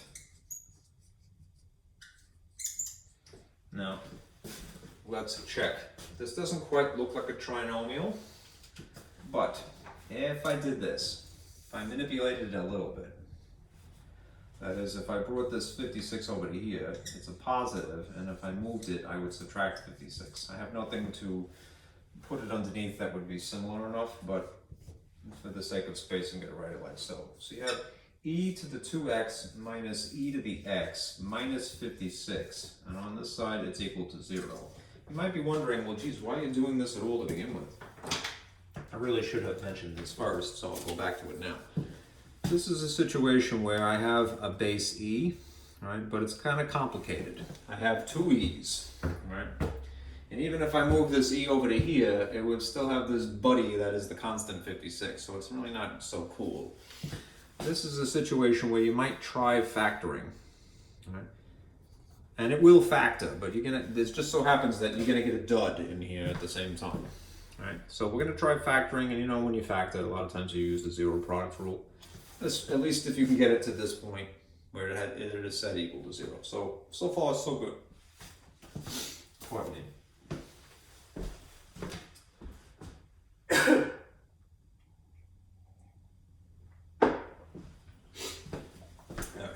Now, why would I want to use U substitution? Because these conditions are met. I have what appears to be something that's like a trinomial in descending order. That is, the degrees are going down out of existence. This is 2, this is degree 1, technically that's 0. They're the same bases here and here. They're both e's in this case. The third term is a constant.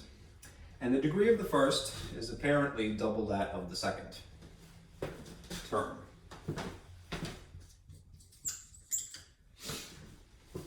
Okay, so this is pretty good. What you say is that, you take the middle one really, you say that in place of the gobbledygook that's in the middle here, I'm going to call this e to the x u, all right? And that means that if I now substitute u over here, it would end up being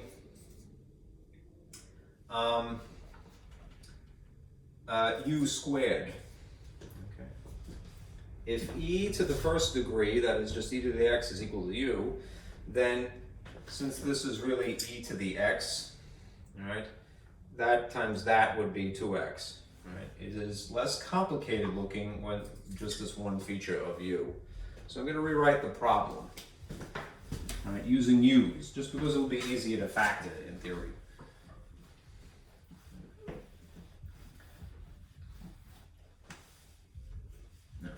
So I got u squared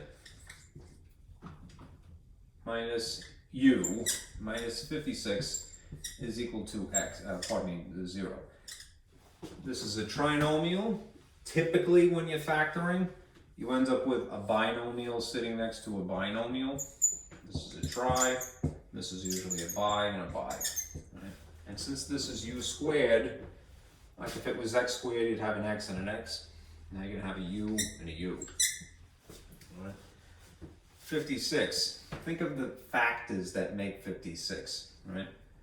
There's probably a lot of them, but here I'll list a few of them. Right. 1 and 56, which is crummy, because they're so far apart. All right. 2 and whatever half of 56 is.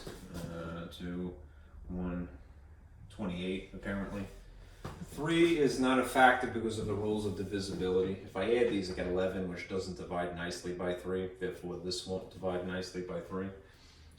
4 would work. Right? 4 goes into 5 once with 1 left over is 14.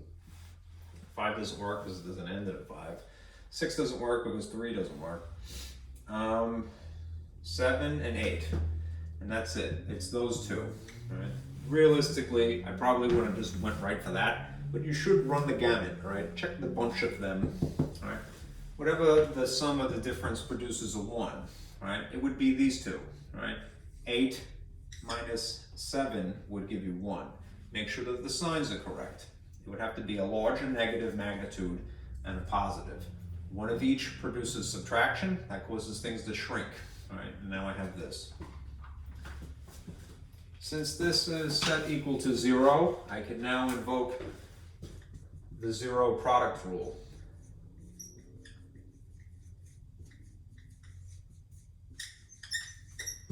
Which means that, well, maybe this thing is equal to 0 by itself. Or maybe this is equal to 0 by itself. And I would solve each of these independently of each other.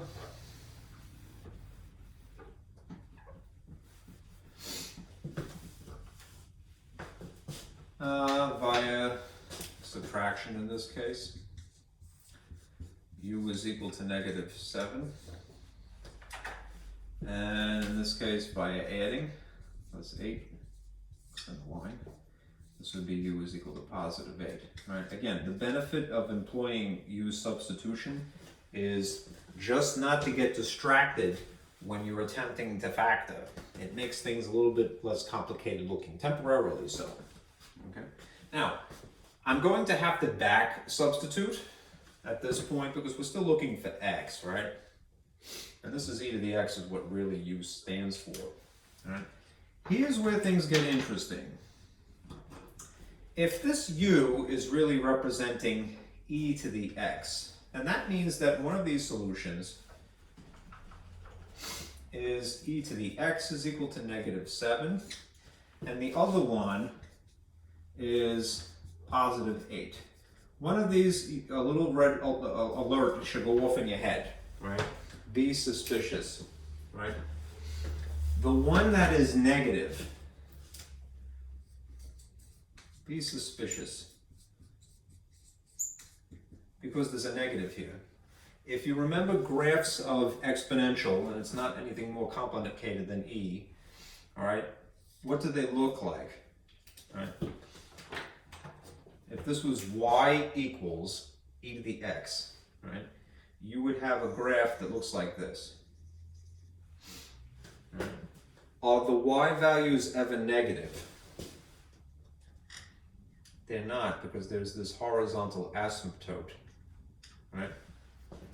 Y is not negative. So this is probably the dud. Right? We can check it anyway. Right? Don't feel bad. I mean, if you you wouldn't have thought to do that, just continue with the process and you'll see that there's going to be a problem, right? When we've gotten it down to E and E, what do we do next, all right? Well, finally, after having gone through all this trouble, we do what we normally would do. Given base E, we apply a natural log. So, if I apply a natural log here, right, then I have to apply a natural log here. If I apply a natural log here, then I have to apply a natural log here. Natural log of E cancels. It leaves you with just whatever the exponent is. So this would be x is in theory equal to the natural log of -7. And in this case, this cancels again. X is equal to the natural log of 8. One of these is a dud, and you'll see now. If you enter natural log of 7, -7 rather, into your calculator,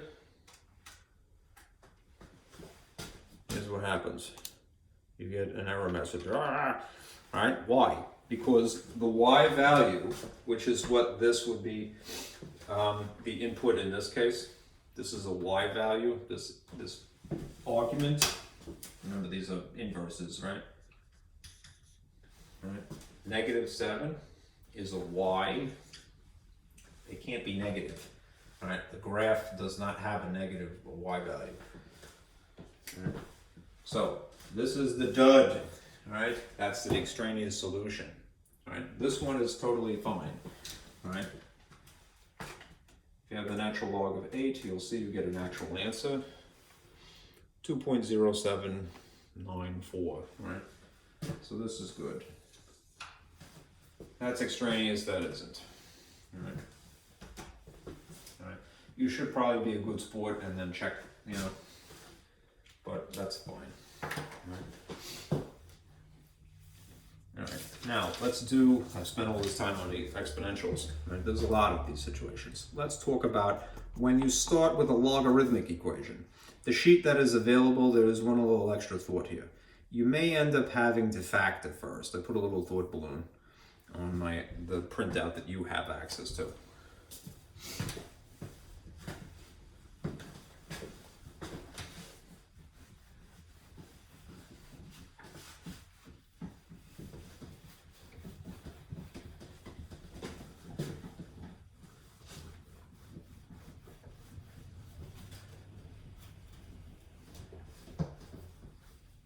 Dark, so I'm going to turn the light. Let's see if it causes an unfortunate glare a little bit here, unfortunately. Leave it alone. Water, please.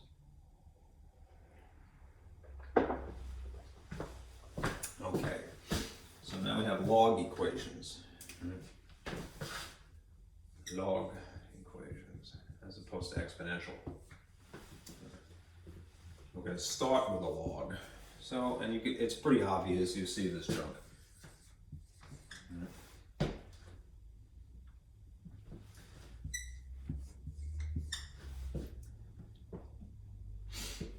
I shouldn't say factor, you have to condense, the opposite of factoring, really.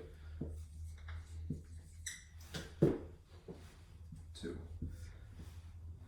3x minus 5 equals 3.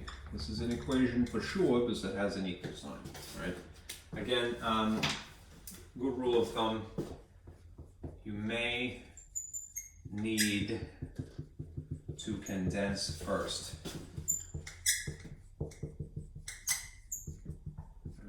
In this case is a perfect example. How come? Because you have something that is evidently expanded. So let us try to squash this together. As long as they are the same bases, we can do that. Right? Remember that this is a sum, so therefore, according to the product rule, we could slap these together, and it would be log of base 2, and these would be the two factors. We would have 2, and then a second factor in here, 3x minus 5. And on the opposite side, it is still equals 3. Okay. You could try to blend that together if you like. So distribute 2 to the third 3x and 2 to the 5, which means that this is now log of base 2 of the argument 6x minus 10 is still equal to 3. Okay, now pretty much we're good to go. Let me point out the strategy here. Okay, you could try that graphing technique again.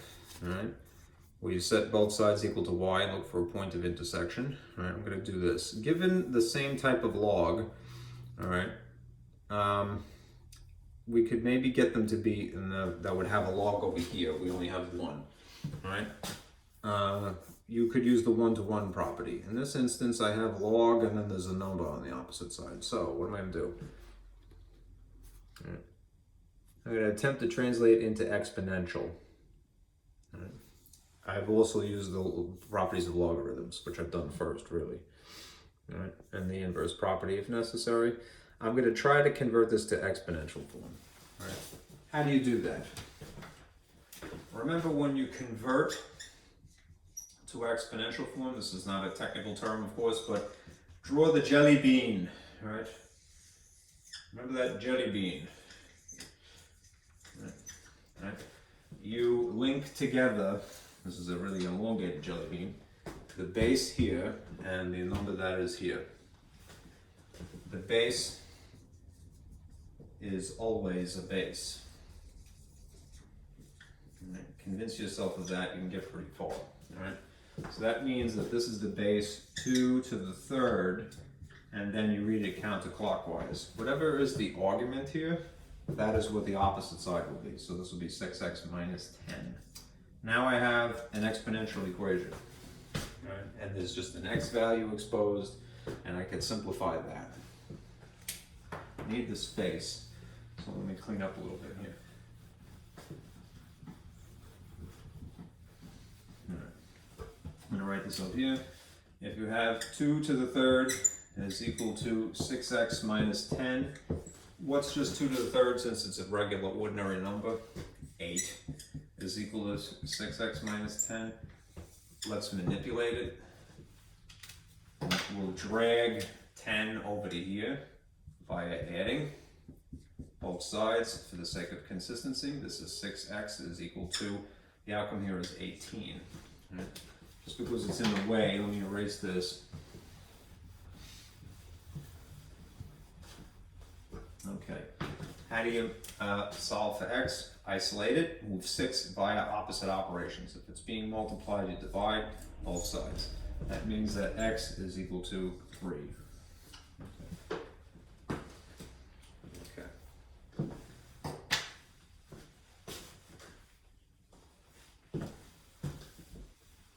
Okay. Let's do a couple more, and then we'll talk about section 6-7.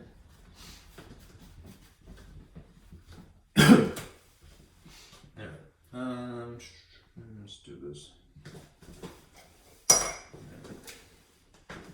Suppose you had 2, the natural log of x, plus 3 is equal to 7.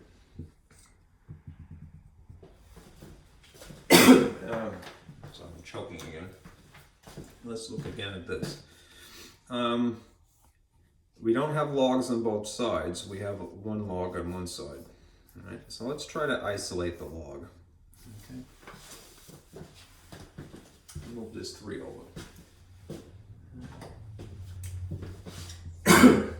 Isolate the log via regular algebra. Move 3 by subtraction. Every day I'm choking.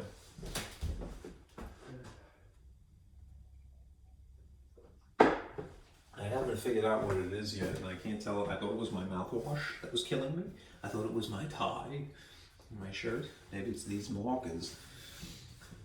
There is airborne particulate here from the felt, so that might be it.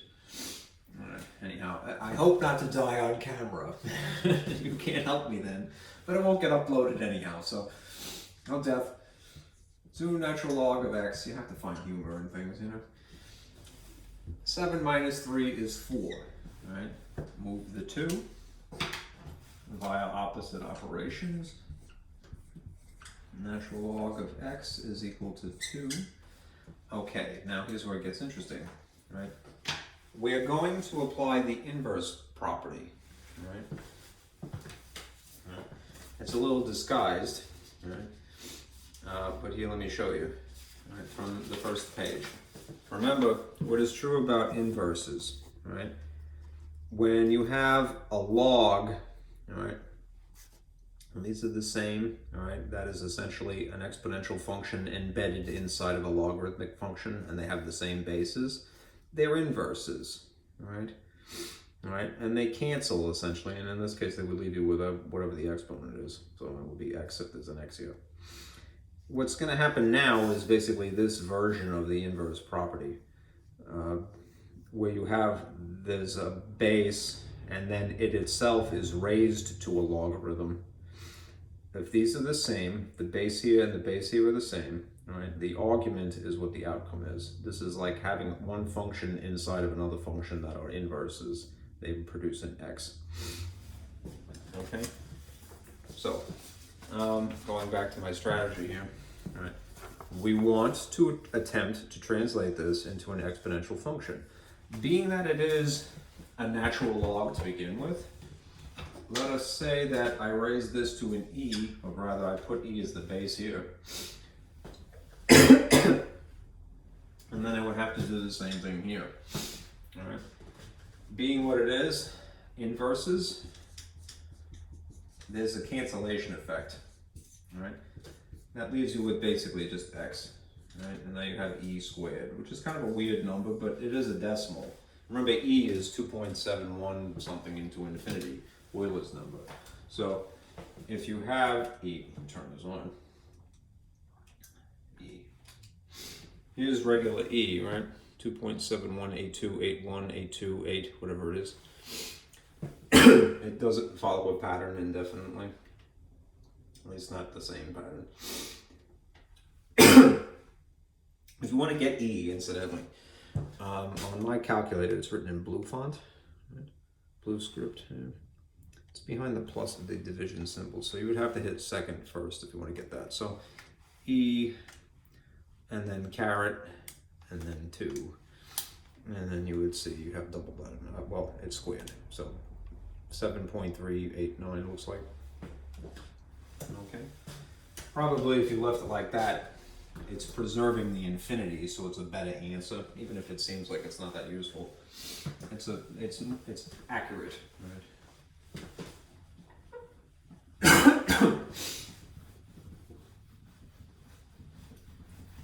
right. Water.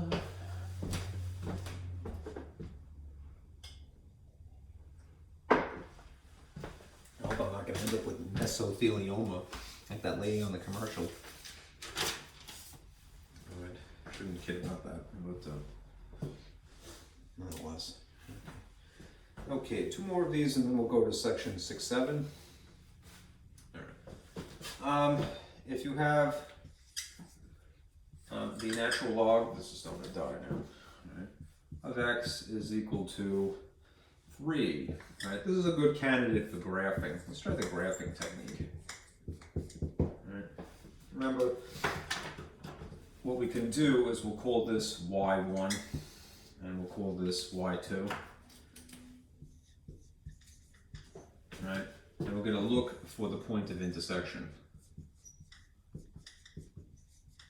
Specifically the x value. The x value. Right. If this is just y equals 3, that is super easy, right? Right, because it's a line. Maybe I should put this on black here.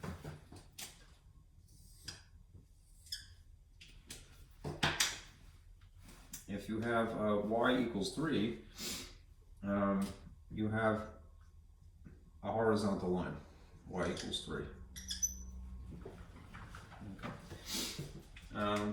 This is just a number, right?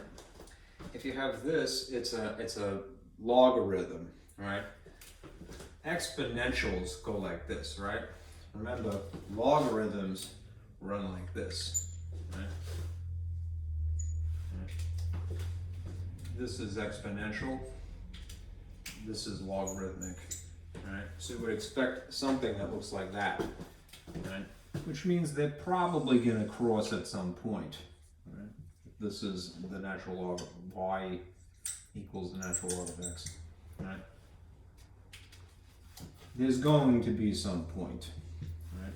I'll do the calculation, and we can make a prediction about it. But let me then I'll show you how to do it graphically because it's kind of cool. All right. Well, we already have something that's a natural log. So it's a logarithm. We want to convert it to exponential. I'm going to raise this up here like so. And in order to get away with it, whatever I do to one side, I have to do to the opposite side. Okay. These are inverses. All right. And so there's essentially a cancellation effect, and then the argument becomes the answer. So this is just going to be whatever e to the third is. Right? If you take your calculator, it's like 20 something, I think, right? All right, here's e to the third. Right. 20.08553, whatever it is. Right, so this is what the x value would be. Approximately 20 point something. 0.8. 6, just to round it. All right. If I attempt to graph it, as I had mentioned, I'm going to call that maybe y2. No, I'll make that y1. And then I'll call this y1. You'll see, you may have to tinker with the dimensions of the screen, but there's ways around that. So here's what we'll do. All right, clear this out, clear this out. If you go to y equals, and we just type in 3 for this one, right off the bat, you could see it's going to be a horizontal line, of course. Right, but logarithms run this way, from what is apparently the fourth quadrant into the first, in a curve up. So if I hit y equals, and then I just type in natural log of x, right? Again, if you don't see it, it just means that you have to adjust the screen dimensions. All right, see, graph. It's the point of intersection is a little bit further along, so there's a couple of things you can do. Try zoom. Zoom fit, right? Might be the best option. So try that. It'll manipulate the screen. No, that's still kind of crummy. Not much better. I'm gonna put it. Now I'm gonna try to zoom out. 3. That's a little bit better. You can kind of see it. All right, now if you hit trace, right, it'll take you to the y-intercept, of course, right? You could scoot over to where you estimate is the interception. All right, that's a little bit too much, right? 25, it actually is 20. But because of the nature of this picture, it's not so great. It's Game Boy graphics from, 1990. Here's what you would do. All right. You would employ the intersect function. So you're going to hit second and then trace to calculate the intersection. Option 5. All right. And it's going to ask you again goofy questions that are a little counterintuitive. It's going to say first curve, and you go, it's a line, but yeah. All right. And then it's going to, this is a second curve, and you go, yeah. All right. You go, you want to guess? Why would I bother? All right. And then it tells you. All right, x is 20.085, whatever it is, when y is 3. You get the y coordinate and you get the x coordinate. It's the x that we're looking for, though, all right? Because that's what we solved for. All right. Okay. One more of these and then we'll switch. Okay.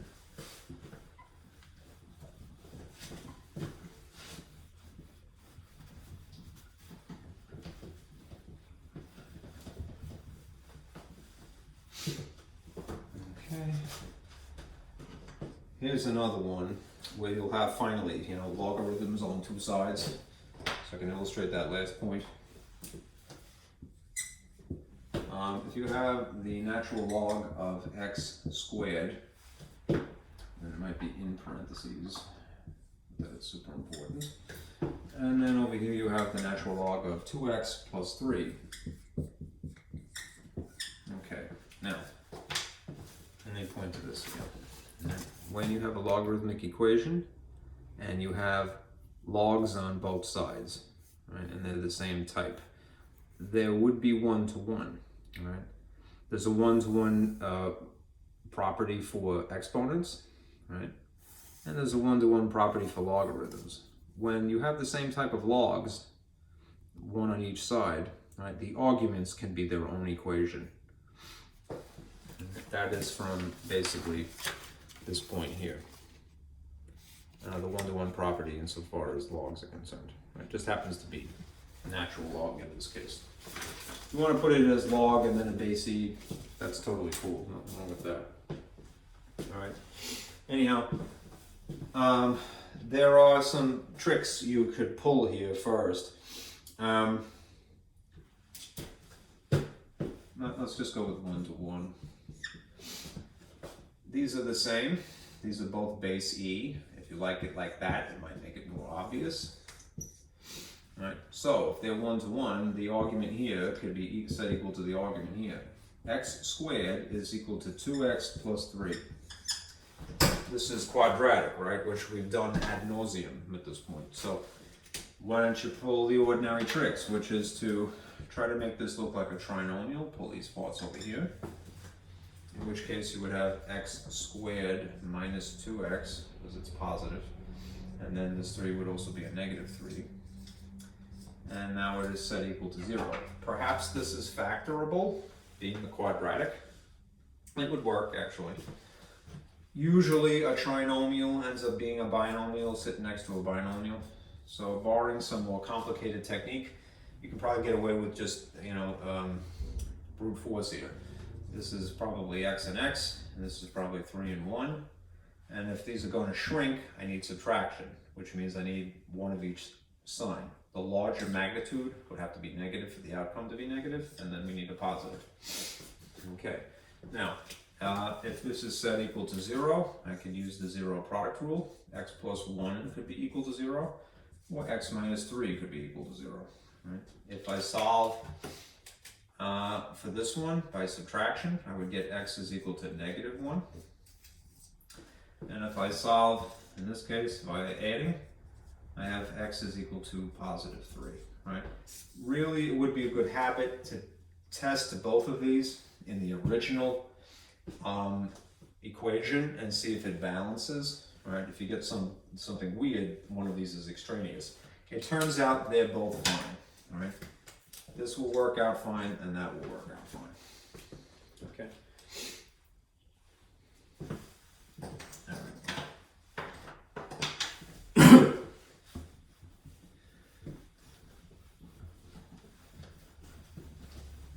All right. So that's pretty much it insofar as properties and equation solving techniques are concerned. What I'm going to show you now is sort of an overview, and then I'll give you a couple of examples just to show you some cool stuff. And then I'll stop. Right. This will be section 6-7, right, an overview. Some of this I had discussed previously, but it warrants repetition. So we have what are called exponential and logarithmic models. I try to squeak all of this in. Right? That is equations that we could use as a skeleton for some practical application. Right? The things that we had talked about, or what were covered, were these two. There's exponential growth,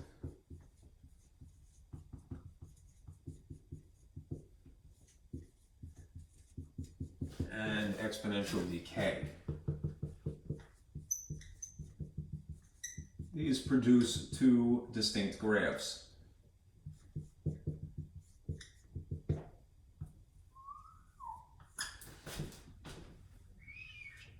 Okay. Now, insofar as the graphs are concerned, they look like this. It's not so straight. Do a better job. It's usually dealing with just the first quadrant, and this is usually just dealing with the first quadrant. You might have a graph of growth that looks like this. It is one of these curves curving upward, and there would be maybe 2 points that are of particular interest for this.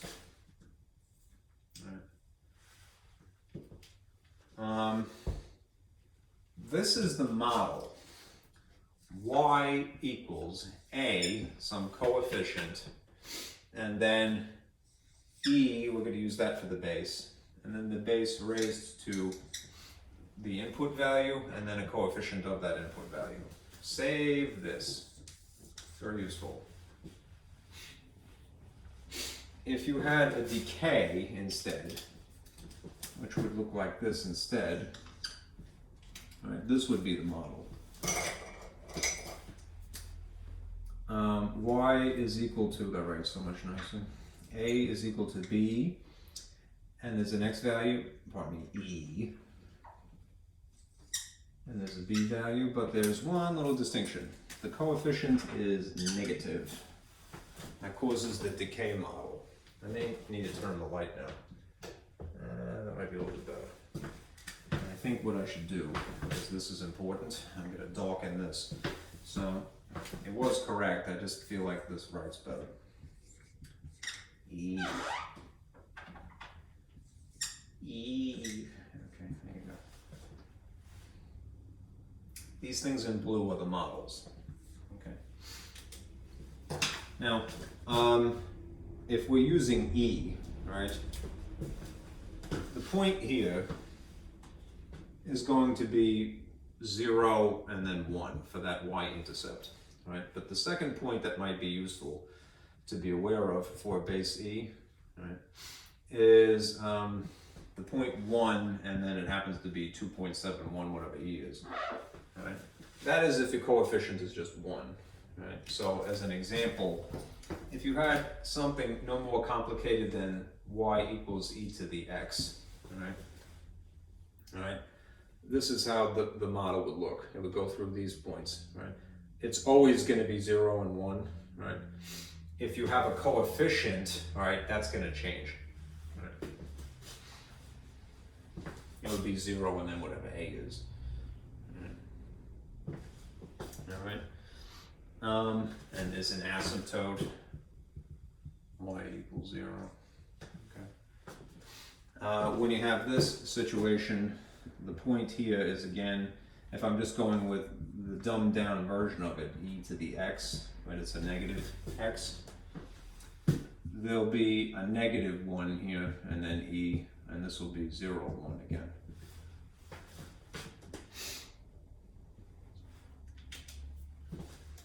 Right. And there's still this sort of asymptote here, y equals 0. Now, there are at least 3 other models of this sort that is somehow logarithmic or somehow exponential, but these I think are really the most 2 practical ones. All right, let me show you what the other ones look like. All right, and maybe I'll put this in a different color. All right. I'm going to separate these if I can help it. All right. I'm going to try to limit myself to this much space for each, because of my lack of board space here. This next one is known as the logistical model, or logistic. Sounds like UPS, right? The way that the graph looks is actually kind of cool. This is basically how the graph would look.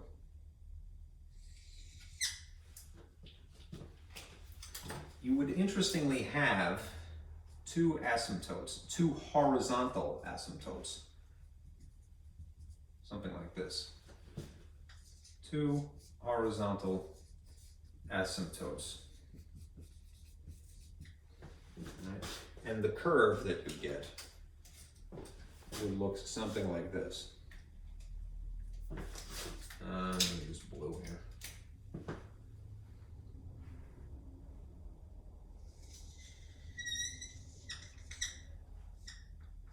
I've seen this graph, I swear, in electrical engineering. I just can't remember for what precisely.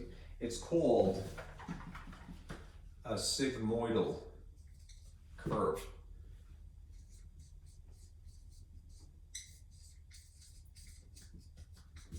Okay. And it naturally has an intercept.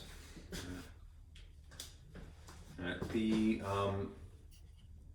equation, that is the model, similar to something that uses A's and B's, would look like this.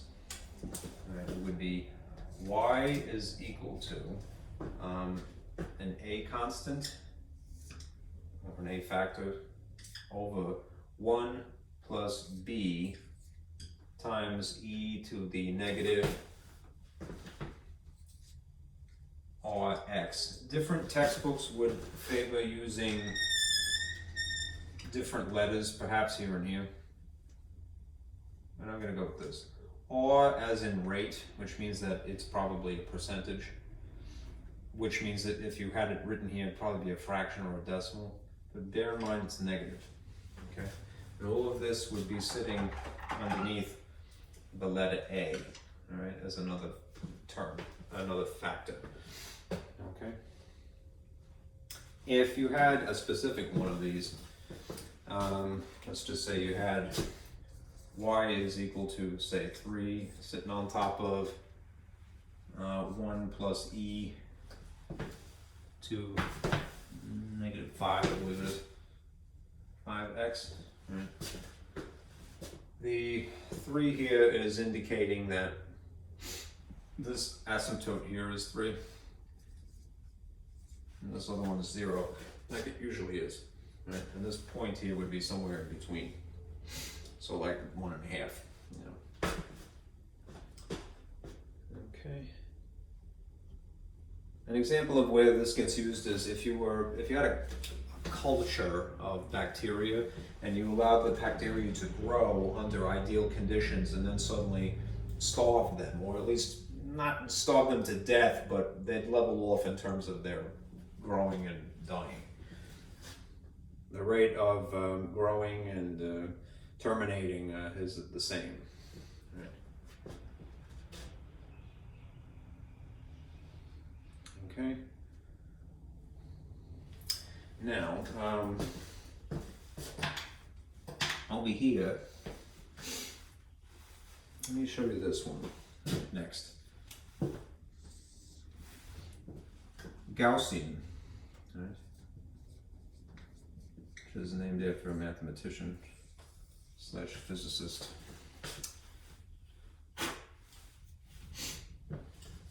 A Gaussian is basically the bell curve that we've all heard of. It's an example of a bell curve. This Poisson distribution, this is somewhat bell curve 2, a little pointier. Whereas exponential and growth and decay, generally we're looking at quadrant 1 and 2. In the situation where a Gaussian occurs, all right, oftentimes the way it looks, this isn't exclusively true, it might be quadrant 1 and 2 that you're looking at, right? There's a horizontal asymptote, essentially. If you're just looking at this purely from the perspective of a math person, right, not someone in statistics or maybe in psychology or something like that.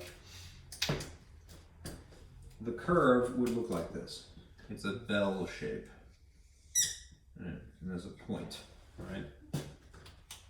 The formula, right, or the model that you have to work with is this. This is, again, something referred to as a bell curve.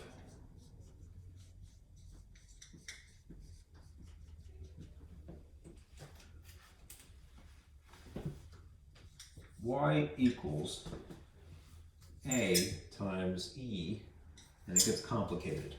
It has a very complex exponent that looks like this. The exponent itself is rational, and it has these extra features. C, x minus b, and then it's squared on top of it. You could type, it would be cool actually, and I think I've done this in the past myself. If you choose a number, 1, dumb it down, right? Something not too complicated. if you did, let's say, y equals just e to the negative x squared, type this into your calculator, it will draw this curve for you, right? And you can tinker with it. You can expand the exponent here to a binomial, all right?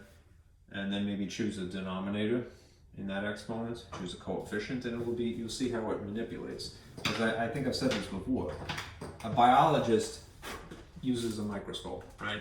Math people use a calculator in the same way. We use it to test, our thoughts, if you will.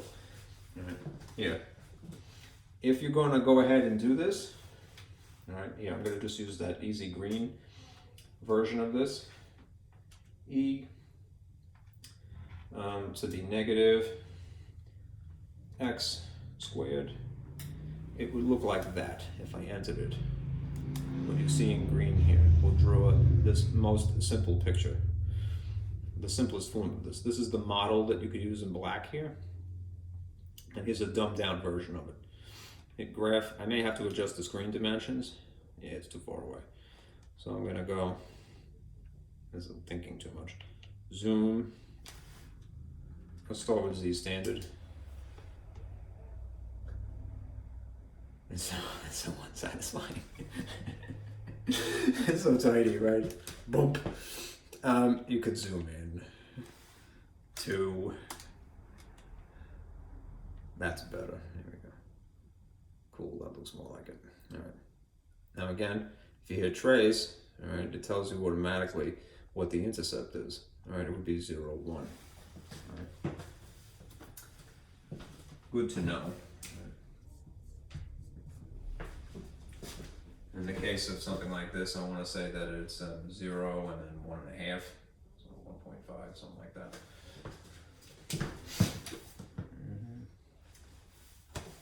All right. I'm going to try, but the logarithmic growth models, I'm going to put in here.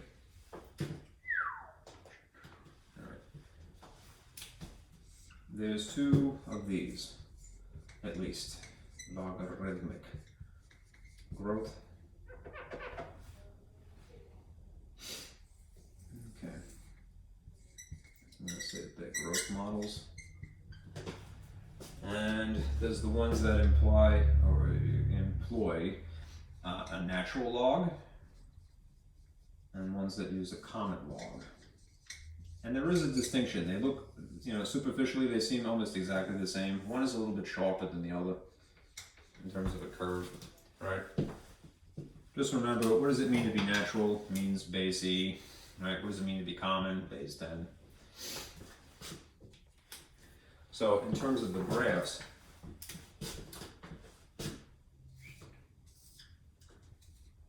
here's how this would look, right? Remember, when you have a logarithm, it's an inverse of an exponential, regular ordinary exponential function. So instead of having a horizontal asymptote, as in the case of the exponential decay, right, you have a vertical asymptote. X equals 0 rather. Right? And there's a curve that just bends like this. It'll have an x-intercept. All right. The common one would basically have the same deal going on. It's the same basic shape. It also has, a horizontal a vertical asymptote. X equals 0. But it's a little bit more sharp, so I'm going to say it's a little bit more like this. Still has an x-intercept. There's a point that it would go through in the example I'm going to give you. But let me give you the 2 actual algebraic models. For the natural, you might see a model that looks like this. Y equals A plus B is a coefficient of the natural log of x. And if you're using common, it's almost the same thing. It's y is equal to A plus b log of x. Right? Base 10, base e technically. And a simple one, if you had, put this in green. Let's say this is a green.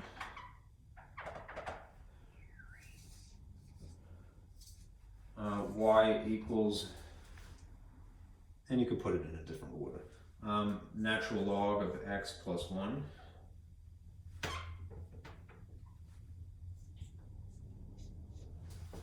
As opposed to in the front.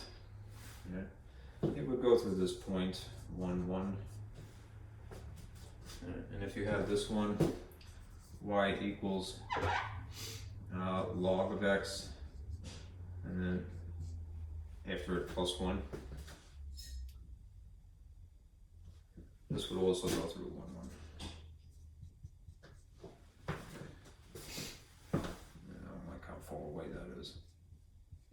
And this is in its own little parentheses, and that's in its own little parentheses. Okay.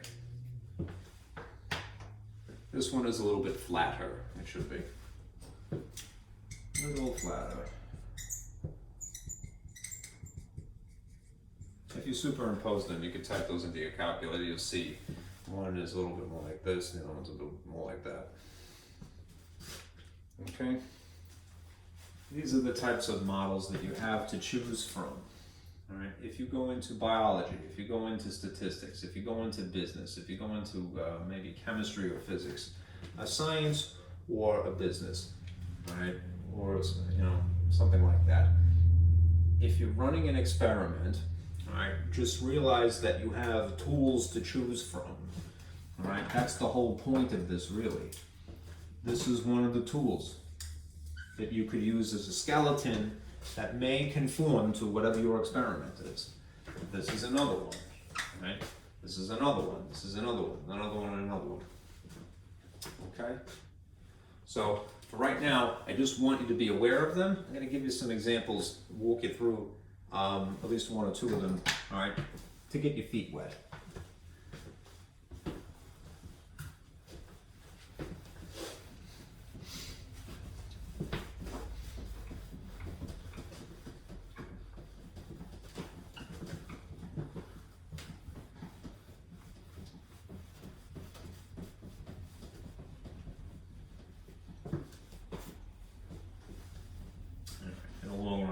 To make a handout of that, but I haven't yet. Okay, now, what I love and what I find interesting is radioactivity. So let me use that as an example. If you dig through this handout, you'll see an interesting page here. All right, this is from physics. All right, here's the chemical symbol you would see in the periodic table of carbon, right? And here's of nitrogen. Right. The word problem that pertains to exponential decay, at least, is this problem called carbon dating. I wrote this in a way that I wanted it to be easy to read. There's a natural delay, right, when you're reading between lines, right, without using commas or anything like that. So I'll read this to you. Right.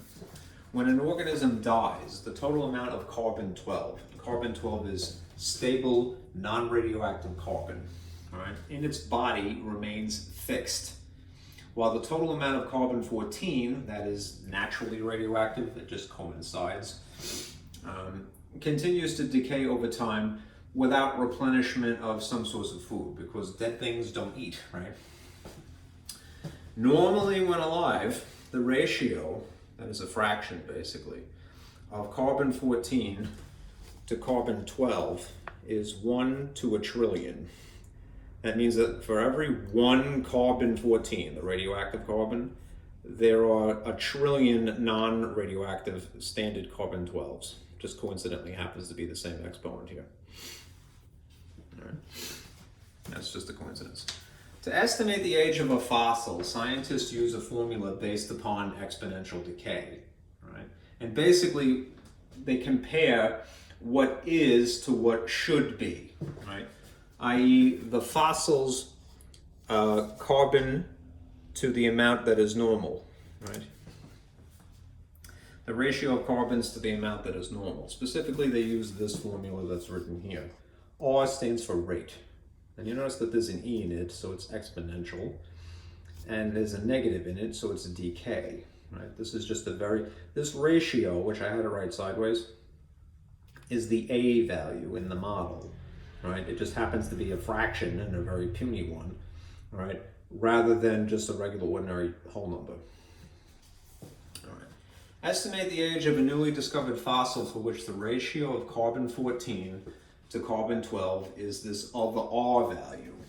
Let us say that the R value is of the fossil at hand is 1 to 10 to the 13th, which means 1 in 10 trillion. So there's even fewer carbon-14s. All right. All right, how would we go about doing that? All right, I tried to break this up into steps. I'm going to do that with you right now. Let me explain one thing. That was the whole point of this page. All right.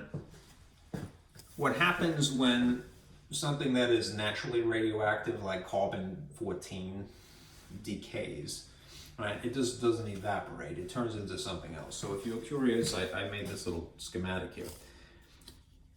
If carbon that is stable has 6 protons, that's what identifies it as carbon, right? It also has another 6 neutrons, so that the total atomic number, the atomic mass, the mass number, I forget what exactly it is. It's the mass number. This is atomic number, protons. Mass number is 12. That means that there's 6 of each type, right? And this is the total. If you have radioactive carbon, the mass number is 14, which means that it has basically, since it still has to have 6 protons to be carbon, it has 8 neutrons, right? What happens when it's radioactive is that it undergoes something called a beta decay, and this is a schematic to illustrate that. The neutrons, at least one of them, right, will turn into a proton, right? And it does that by spitting out an electron and something called an antineutrino, which is what this symbol here is. Nu with a line over it and a subscript E. This is an antineutrino. It's a subatomic particle. It's a fundamental particle, I should say. Anyhow, the bottom line is that you have a neutron that turns into a proton by letting out an electron in the process. It's radiation, right? It's specifically a beta decay, though, if this is the process. All right?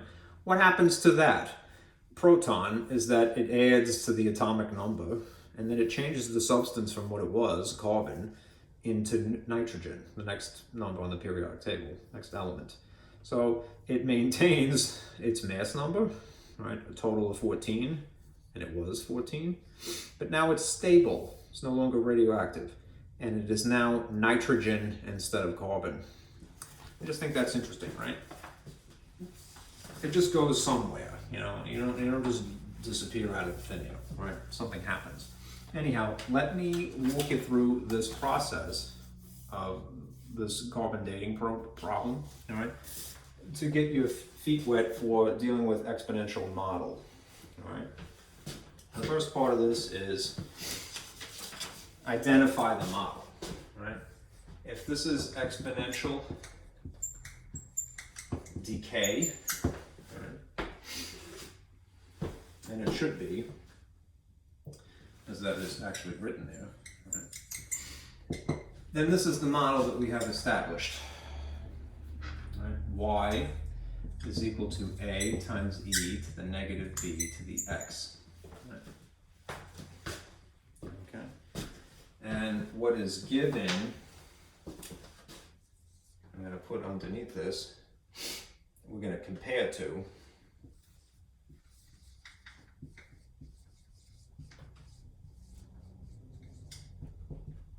we have R is equal to this ratio, 1 over 10 to a trillion, 1 to a trillion, so 1 over 10 to the 12, all right, times E, and then you have this negative T over 8,223.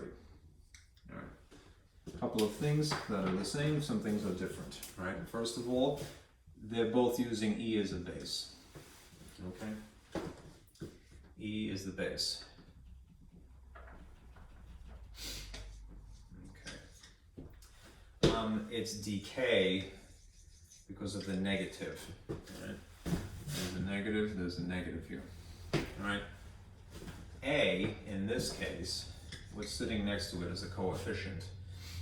A is this. 1 over 10 to the 12, which again is 1 over a trillion, which is really puny, right? It's 12 zeros, all right, after a 1, all right, as a denominator. So really, really tiny, all right? In the model, we just have a nice coefficient b, all right? What we have in this case is basically this fraction, right? Right, which means that the b in this case is equal to 1 over really 8,223. I want to say that that's the half-life of the substance, right? How many years it takes for the mass to reduce by half, right, as a result of radioactive decays. All right. Anyhow, that's B. All right. And lastly, there's this letter X that is being replaced for T. Right. That is the input, realize. All right. And it just happens to be time. This is again something that is purely math world perspective of things, is to use y's and x's, right? Whereas the natural application uses time because time is a physical quantity, right? So we're just swapping out x with a t, right? Which makes this technically a function of t. Then there's y itself, right? Y is being called r in this case, right? And that is a rate, right? That is a ratio, right?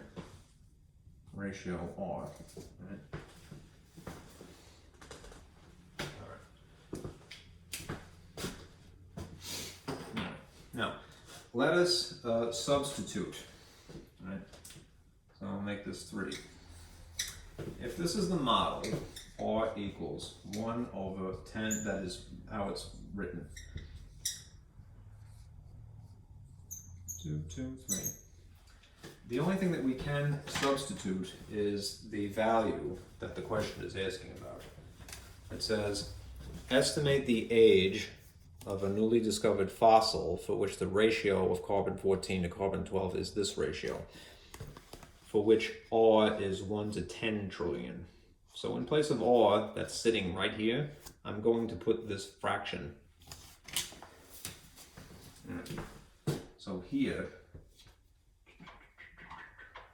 I have this fraction, 10 to the 13th. Okay. All of the things that can be substituted, as in this case, are substituted at this point. E is a number, right? The only thing that remains is t, which means that if we manipulate this, right, we could solve for t.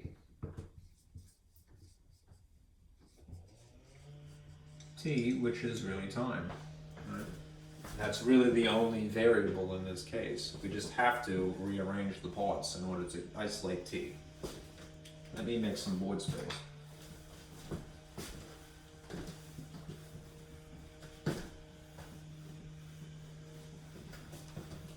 Sounds like a leaf blower.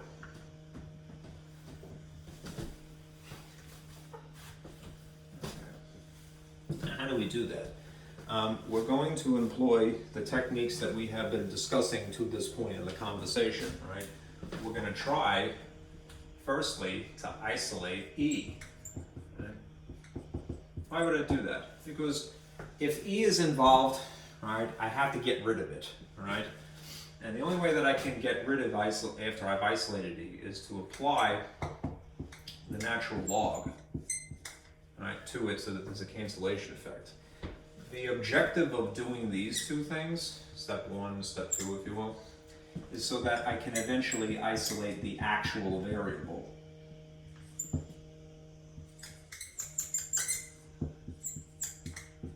Why do I want to do that? Because that is solving for t. When you have one of these exponential or logarithmic equations, it's a two-step isolation process, really. So, if I have this, I kind of have this weird preference, so humor me, where I have 1 over 12 times e to this negative t over 8,223 on the left side of equals. It's not important, but I just weirdly like it that way. It's idiosyncratic, you might say. I'm sorry for that. Okay. If I'm going to isolate e, right, how am I going to do that? I'm going to move this coefficient that is really the a from here to the opposite side. Right. It's going from here to there. Right, now do bear in mind, right, you may have forgotten this because it's been a while. When you have a fraction sitting next to a variable, right, you could do it in 2 steps, but the easiest thing is to multiply by a reciprocal in order to justify moving it from here to there. So the reciprocal of, say, something like 2/3 would be 3 over 2, right? And these would cancel on this side. I'm going to do that here. I'm just going to do it with this ugly fraction that's just huge, right? What's the reciprocal of this? 10 to the 12th over 1. That's a fraction there. And this is the same thing that's reciprocal over here. This, although it's a vast quantity, 10 to the trillion, right? It's going to cancel out of existence because a fraction times its reciprocal cancels, which meets the objective of isolating e. So I have e to the negative t over 8,223. Again, I believe that is the half-life of carbon-14.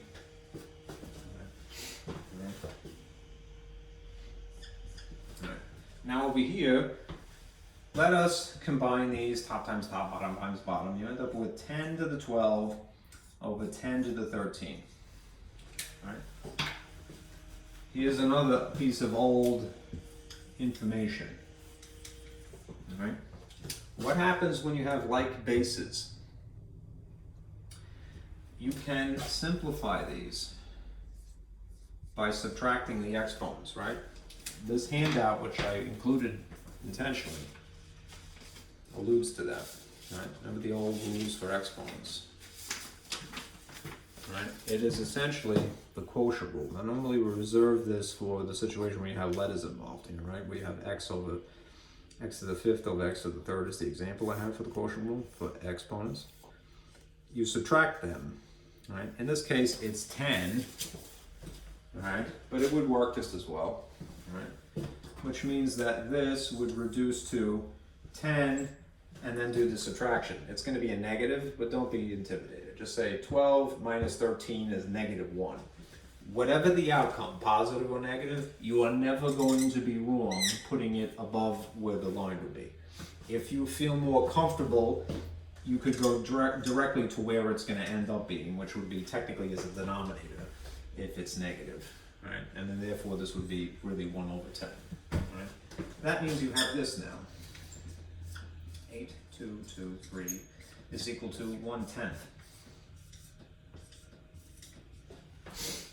All right. Now, finally, all right, we have an isolated e. We have a very much simpler situation, right? We're not dealing with that gobbledygook anymore. We just got 1/10. That's 0.1 as a decimal. What we're going to do is apply the natural log because there's a cancellation effect, right? So, as long as I'm consistent, if I apply natural log here, I'd have to do it here for the sake of balancing, right? There's a cancellation effect essentially, and whatever the guts of this are, this would have been in the front via the power rule, right? So what do we end up with now? We have negative t is equal to 8,223 is equal to the natural log of 1/10. I took up the space for no reason. Sorry. There's a little bit more tinkering, all right? Really all that I have to do is move this denominator. Thankfully, the t, where it works out, the input variable, what we're solving for, is above the line, so it's on the normal tier, it's where it belongs. We don't have to worry about it being a denominator. What I would do is two things simultaneously, all right? Perform the opposite operation to justify moving this from where it is over to the opposite side, right? Which would be multiplying by 8,223 naturally. But do yourself a favor, use a negative, right? You could just attach this down to the bottom and say that's where it came from if you wanted, right? The effect is that this cancels out completely, just leaves you with a positive t. And then you're just going to plop it on the opposite side. So this would technically be times negative 8,223. If I wrote it much neater, much cleaner, much nicer and neater, right, then this is what you would have.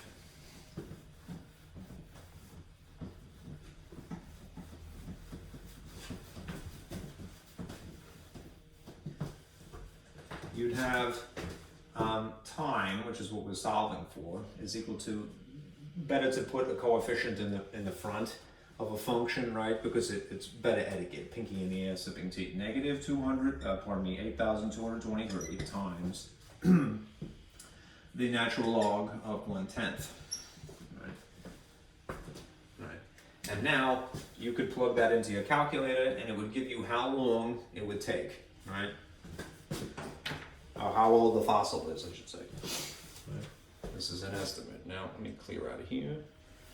All right. So clear home screen here. Negative, use that bottom button for a negative coefficient. 8,223 times the natural log of 1 divided by 10. 1/10, you can put 0.1. So you have something like that. Enter. 18,934 years. All right. Isn't that cool? All right. I think so. All right. This is approximately 18,934 years. All right, old, all right, for a fossil. Right? Just whoever thought of this was a true genius, right? To think that if I compare ratios, all right, then I could of a substance of radioactive carbon to neutral carbon, all right, to what should be and to what it actually is. All right, then I can predict the age of something. What a blessing that is. All right. In some instances, I've heard recently that the carbon dating has failed only for people who have had a diet that is rich in fish, all right, versus land-dwelling people. The reason is that whatever substances that they use for dating, all right, it's corrupted somehow by the ocean, all right, and whatever the fish incorporate in their body, comes from the ocean. Anyhow, 18,934 years old. All right. Now, a couple of things. You could, if you wanted to, all right, again, have avoided an algebraic calculation. It's still useful, it's still amusing, but let me show you how to do this graphically. All right. What you would do is this, if you were going to make a calculator give you the answer. Right? You would start with where we started. Right? So you have this 10 to the 13 is equal to 1 over 10 to the 12 times e to the negative t over 8,223, and just make little tweaks here or there. Right? If you're going to put this into your calculator, right, to look for the point of intersection. Graph, right, and then look for the intersection to get the answer. All right, we're going to call one of these y1 and the other one y2. Right? The little tweak that you would have to make is that you can't use t because it's not available to you in your calculator, so just call this x. All right, instead. All right. This is, although a puny number, right? It's 1 over 10 trillion, so that's 13 zeros after a 1 and a denominator. All right, it's really, really tiny, which means a couple of problems. We're going to have to adjust the screen dimensions. Beware. All right, and number 2, it's a straight line, right? This is just going to be y equals a number. So as before, several times before, this is going to be a horizontal line, right? Whereas this is exponential, so this is going to be a curve, all right? They're going to intersect at some point, at least if one is, you know, crosses down into the other. All right? Let me type this first. All right? All right. And you're going to see that there's going to be a couple of issues, unfortunately, but we can get around them. Right? And it's worth, I think, for the practical reason, worth talking about. I'm going to put in y1 this number. Right? So I'll isolate it. 1 divided by 10 to the 13th. I'll get rid of that. 13. So you might have something like that, right? If you attempt to graph it now, it might crash because I had been messing with the screen dimensions already, but we'll see. All right, that's it. I'm gonna hit graph. Notice the clock is running here. You don't see anything, right? So what you might try initially is to, bless you, go to zoom fit, right? And then it crashed, right? The reason that it crashes is because this is so puny a number, all right? And the graphics of this screen are very limited. It's like the technology of Game Boy from 1990, really, all right? It can't handle it, right? So what we're gonna do is this. Remember this number, 18,934 years. We're gonna force the calculator to work, right? And here's how we do that. I have said to you before, there's two ways you can adjust the screen, right? There is window, and then there's zoom, right? Zoom kind of sucks. I hate to say it, but it's not that reliable, right? Think of these as being, this is your automatic transmission, and this is your manual. And sometimes the manual is better, right? If you're not driving around New York, all right? If you're in New York City, all right, and there's a lot of traffic, you probably don't want to drive a manual, all right? And so you're constantly doing this, all right? It can get a little dangerous, but you have more control, right, when you do this, right? If you press window, right, and skip this option for the time being, you can, at will, change these dimensions. I would do the following. Go to X min and tell the calculator that you want X min to be 0, right? So that's going to limit you, it's going to chop off the second quadrant and the third quadrant entirely. And for the X maximum, let's go to 25,000. Right? That's crazy, right? You don't usually do that, but again, we're trying to make it fit forcibly. And since we already have this idea, you know, that it's 18,000 something years, right? 25 is, you know, a little bit bigger than that. The scale could change it. I'm not going to bother. I'm just going to call it 1. All right. The y min, let's also make that 0.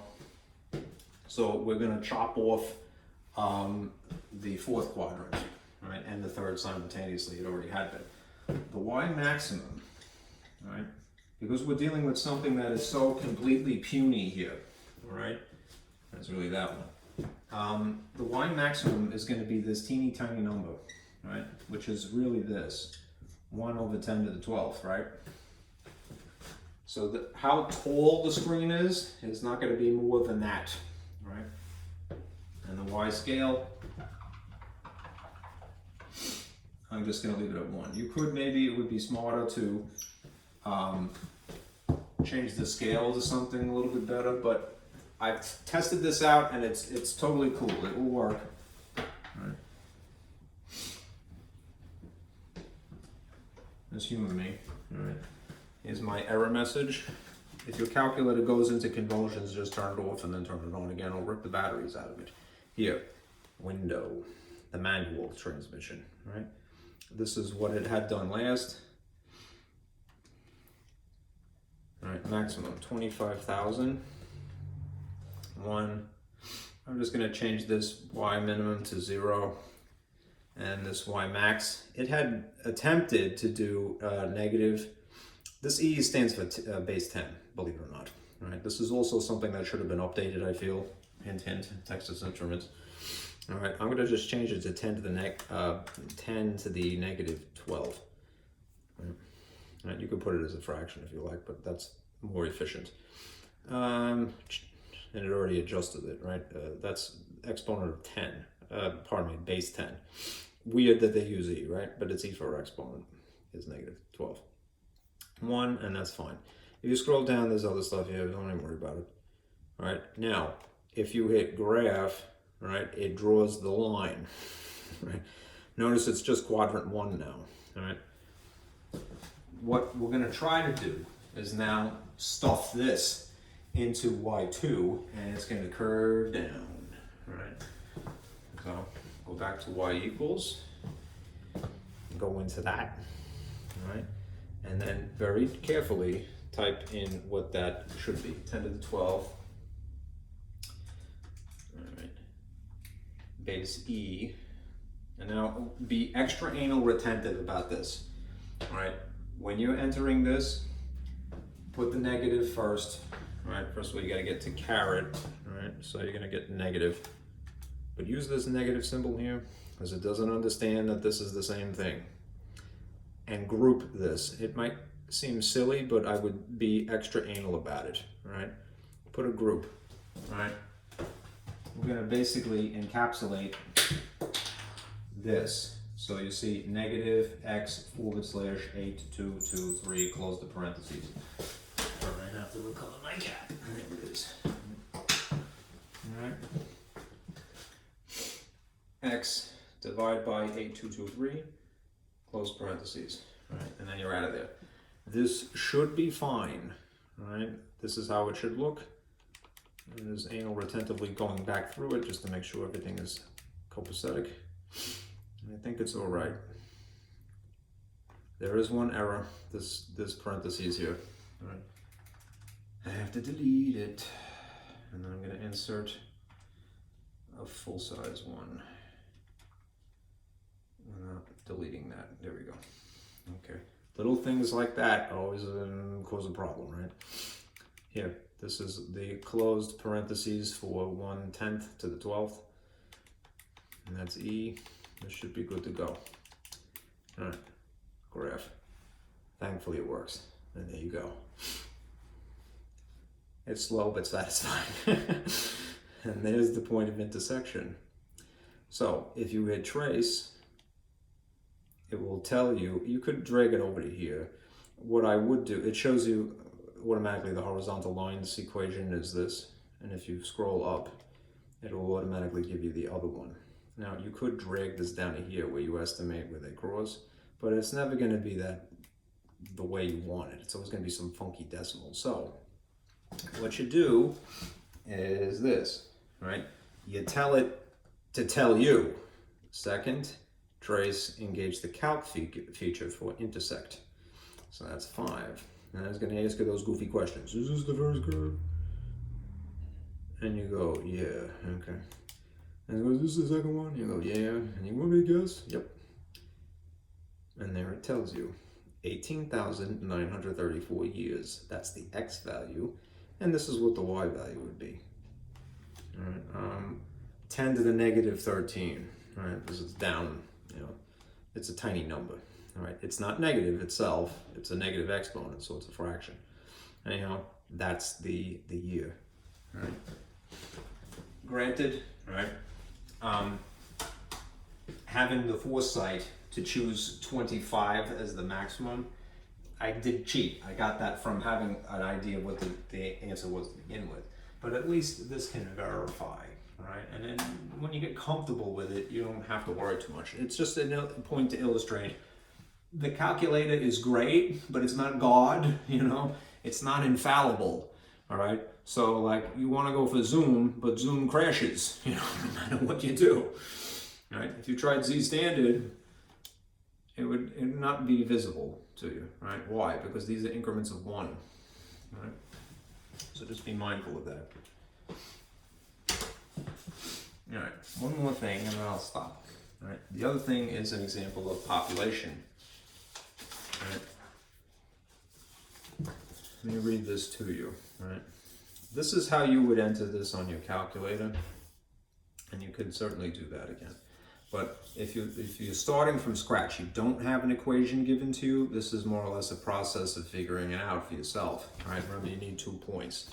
Right? Sometimes the exponential model is given, as in the last example, and indeed sometimes you must find it yourself. Here's the actual question in blue here. A population of fruit flies increases according to the model of exponential growth. Right? After 2 days, there's 100 flies. After 4 days, there's 300 flies. How many flies will there be after 5 days? Based upon very limited data, right? Just for the sake of getting through this example, you can make a prediction that's a reasonable prediction, right? By manipulating one of the models to conform to the experiment or the situation, whatever you want to call it. So, if this is referred to as, right, exponential growth,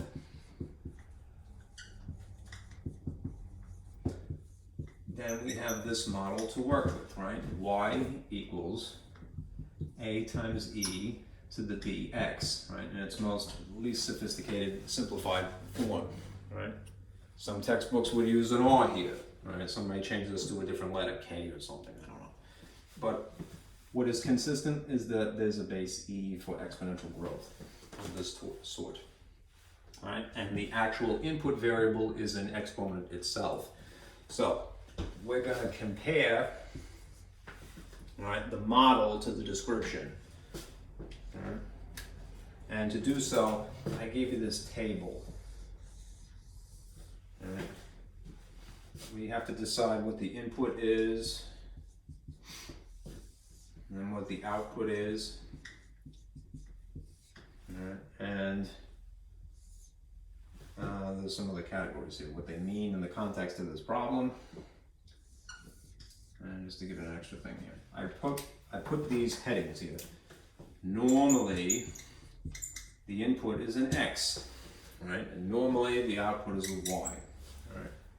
In the context of this problem, what does the input actually represent, right? Right? You can kind of trust it intuitively on what of the 2 numbers were mentioned first. Right, if you look here, it says after 2 days there were 100 flies, and then in the next sentence it says after 4 days there were 300 flies. Days is the input, right? And flies is the output. As weird as that is, right?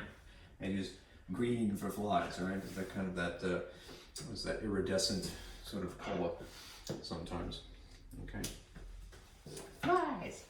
All right. Now, insofar as the data, in an actual science class, all right, the data set coordinates first and then second. You would have a lot more data than this, right? If you were working in a biology lab, they'd expect you to probably have at least 20 points of data, if not 100. But if days is the input, the first amount of days mentioned to you is 2, right? And the second amount of days is 4, right? The number of flies on the second day is what, 100? Yeah, all right? Put that in green just to be consistent. And then after 4 days, it's 300. So it's not linear. You could, if you plotted these points, right, and I would, right, you can see that these are not going to have a linear relationship, right? Let me get a sip of water.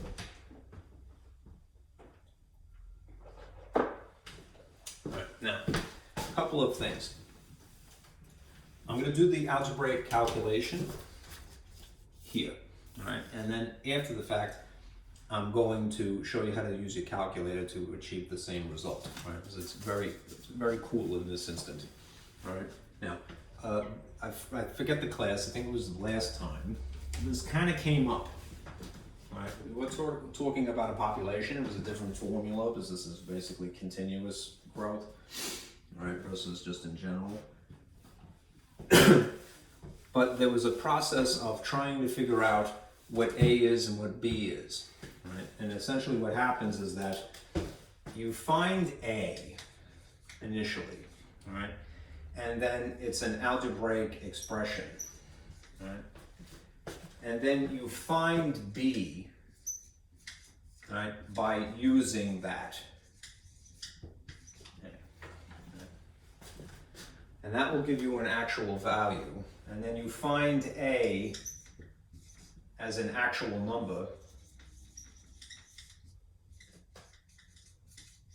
all right, rather than as an algebraic expression. Now, to find A, right, you use one data point. All right. So you take your model here, y equals a to the e bx.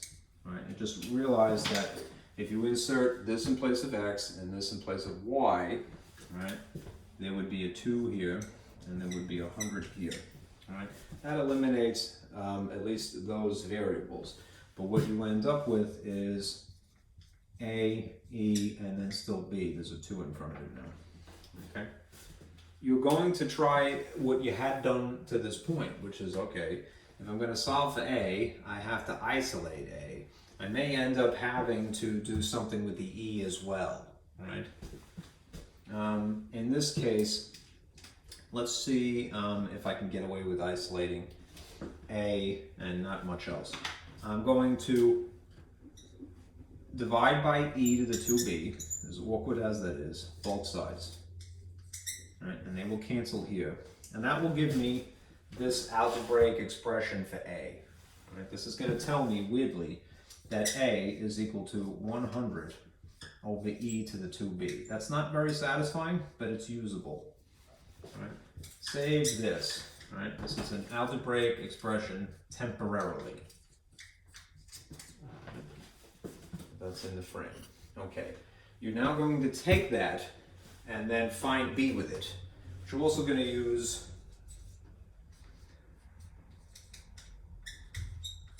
the second point. All right. So I'm running out of space, so I'm going to basically clear this out of here. All right. I'm going to go back to the model. I have this. Maybe I'll write it in green this time.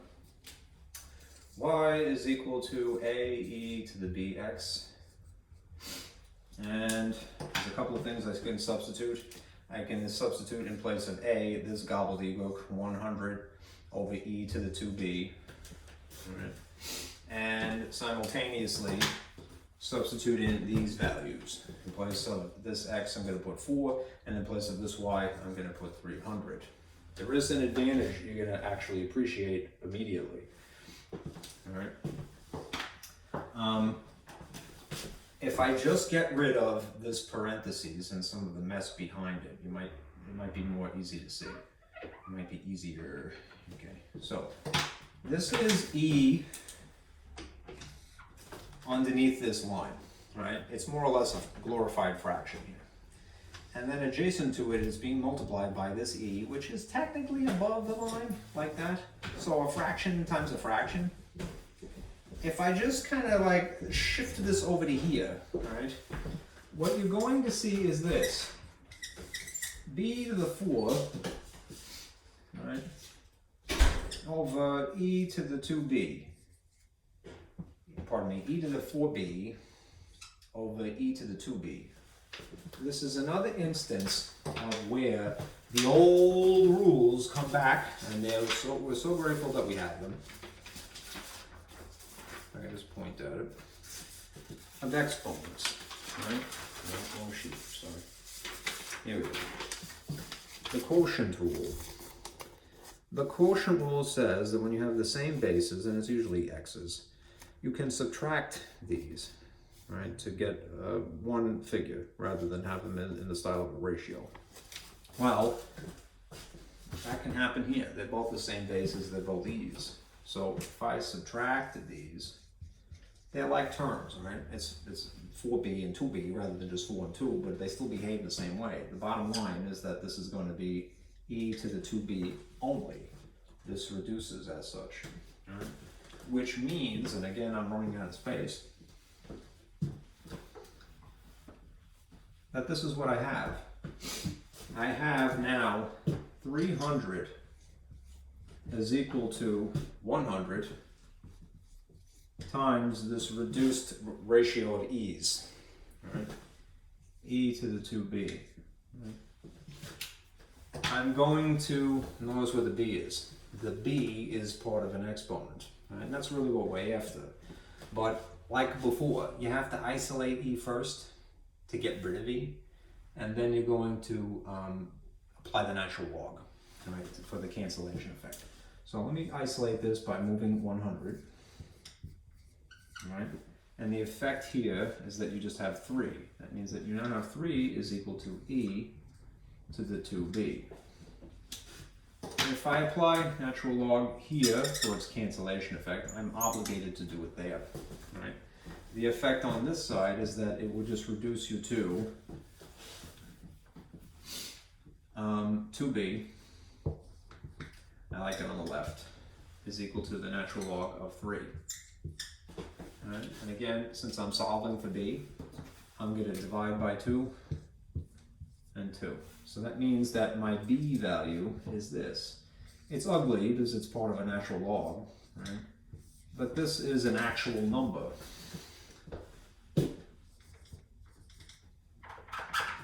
Okay.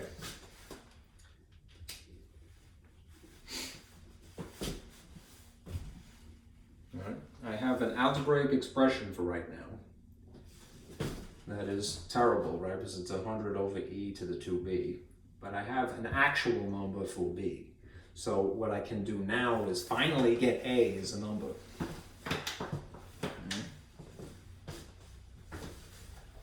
Back substitution. Okay.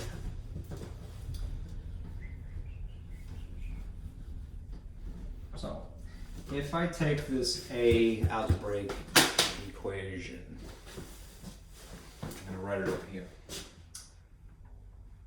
A is equal to 100, sitting on top of e to the 2b. And I substitute this gobbledygook in here. You probably would figure out what the decimal is and just simply insert it here. I'm trying desperately to preserve the rule of infinity because it's a better answer. So humor me. All right. In place of this b here, I'm going to insert what it equals. The natural log of 3 over 2. And look, since I have been careful, what actually happens is, dumb luck really, this is a 2 over 1 technically, times natural log granted, but it's over 2. What happens to the 2's? They cancel. Which means that in a train of thought, this is now 100 over e to the natural log of 3. What's going to happen is these are inverses. So there's basically a cancellation effect. Right? If there was any other feature here, you'd have to be careful, but if it's just e to the natural log, that's like e to the log, e raised to an exponent that is the log of e. All right? The bases would be the same. Right? And as in this sheet from before, right, I'll point at the inverse properties. When you have, right, it's a little disguised, right? The same bases here and here, and natural log would be base e here, and this is an e already. They're like putting a function in a function, inverse inside of a function, that leaves you with just x under normal circumstances, and in this case, it's going to leave you with, coincidentally, whatever the argument is. So if the argument is 3, here, that means you're going to get 3. There's a cancellation here. And this is 100 over 3. It is preserving all of that infinity, right? This is what a is. Finally, an actual number. Just like this is an actual number. It takes patience, but that's why I wrote it, right? At least if you take the time to go through the process, right? Follow these explicitly. These instructions, this is a description of what I've been doing since the table, all right? All right, now, finally, all right, we're gonna insert these into a fresh equation, we had, which is this, y is equal to a to the e to the bx, right? And we're going to put b where it's supposed to be, haha. I'm going to put a where it is supposed to be. You need at least 2 points to accomplish this, but it's working. So in place of a, we have 100 over 3. Yeah, you could get the decimal and it would be 33.3 repeating, but this improper fraction preserves all of infinity, so it's better, really. All right, it's a better answer, as long as you leave it in the fractional form. And up here, this one, you can't pull that cancellation effect, because if this is divided by 2, in this case, it's not going to cancel, unfortunately. All right, so what you really have is you have a half out in front of the natural log of 3, all right? And they're not truly inverses anymore at this point. So I'm going to put 1/2 natural log of 3 in place of b here, all right? It's very tempting, I admit, all right? I'm guilty certainly of trying, all right? Of going, oh, look, inverses again, right? But again, it has a coefficient, all right? So, and there's no cancellation effect here, all right? So you're stuck with it, all right? Unless you substitute it too, that's another story. Anyhow, this is the complete equation. Yeah, you could figure out what the decimal is, and probably in a textbook, they would do that, right? But we're math people, all right? And we like infinity, we're trying to save it, all right? So we're gonna put, leave this as 100 over 3 here, all right? You could now enter this into your calculator, but before you do, all right, that is with the 5 substituted here, right? This is asking you, well, what is this after 5 days, you know? What would that be, all right? That will tell you the number of flies. You could enter all of this into your calculator and it will tell you, let's see, what was the exact number? 519, something like that. 519.6 something. So it's about 520 flies is what it would actually be. All right. Here's what I'd like you to do now. All right. I want to show you, first of all, I kind of talked about this on Tuesday's class, but again, it warrants repetition because it's involved. Let's make the calculator do some of this work for us. Let's say that we just had the data points, all right, that are described in this problem. I'm not giving you the finger, I'm sorry. All right, 2 and 100, and we have 4 and 300. That is sufficient to get a curve, all right? So I'm going to take that and I'm going to stick these in L1, list 1, and L2 in our calculator. So you're going to press the stat button. I'll show you here. All right, I may have to go clearing out some stuff that is there. Here you're on your home screen. Hit stat. Where is it? I'm reading it backwards. Why can't I see it? Stat, here it is. All right. Edit. It'll allow you to enter data. That's incidentally what this port is up here. If you had some external device that's plugged in by a jack that takes measurements, it would basically interface with this and it would generate some data. I took the liberty, all right, of already entering these. In list 1, let's make those the x's. So it's just 2 things, it's 2 and 4.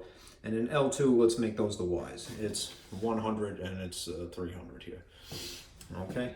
Now, if you attempt to graph it, it's not going to do anything, all right? Why? Because if you check out what normally, now it's going to go into convulsions a little bit. Come on, stop thinking.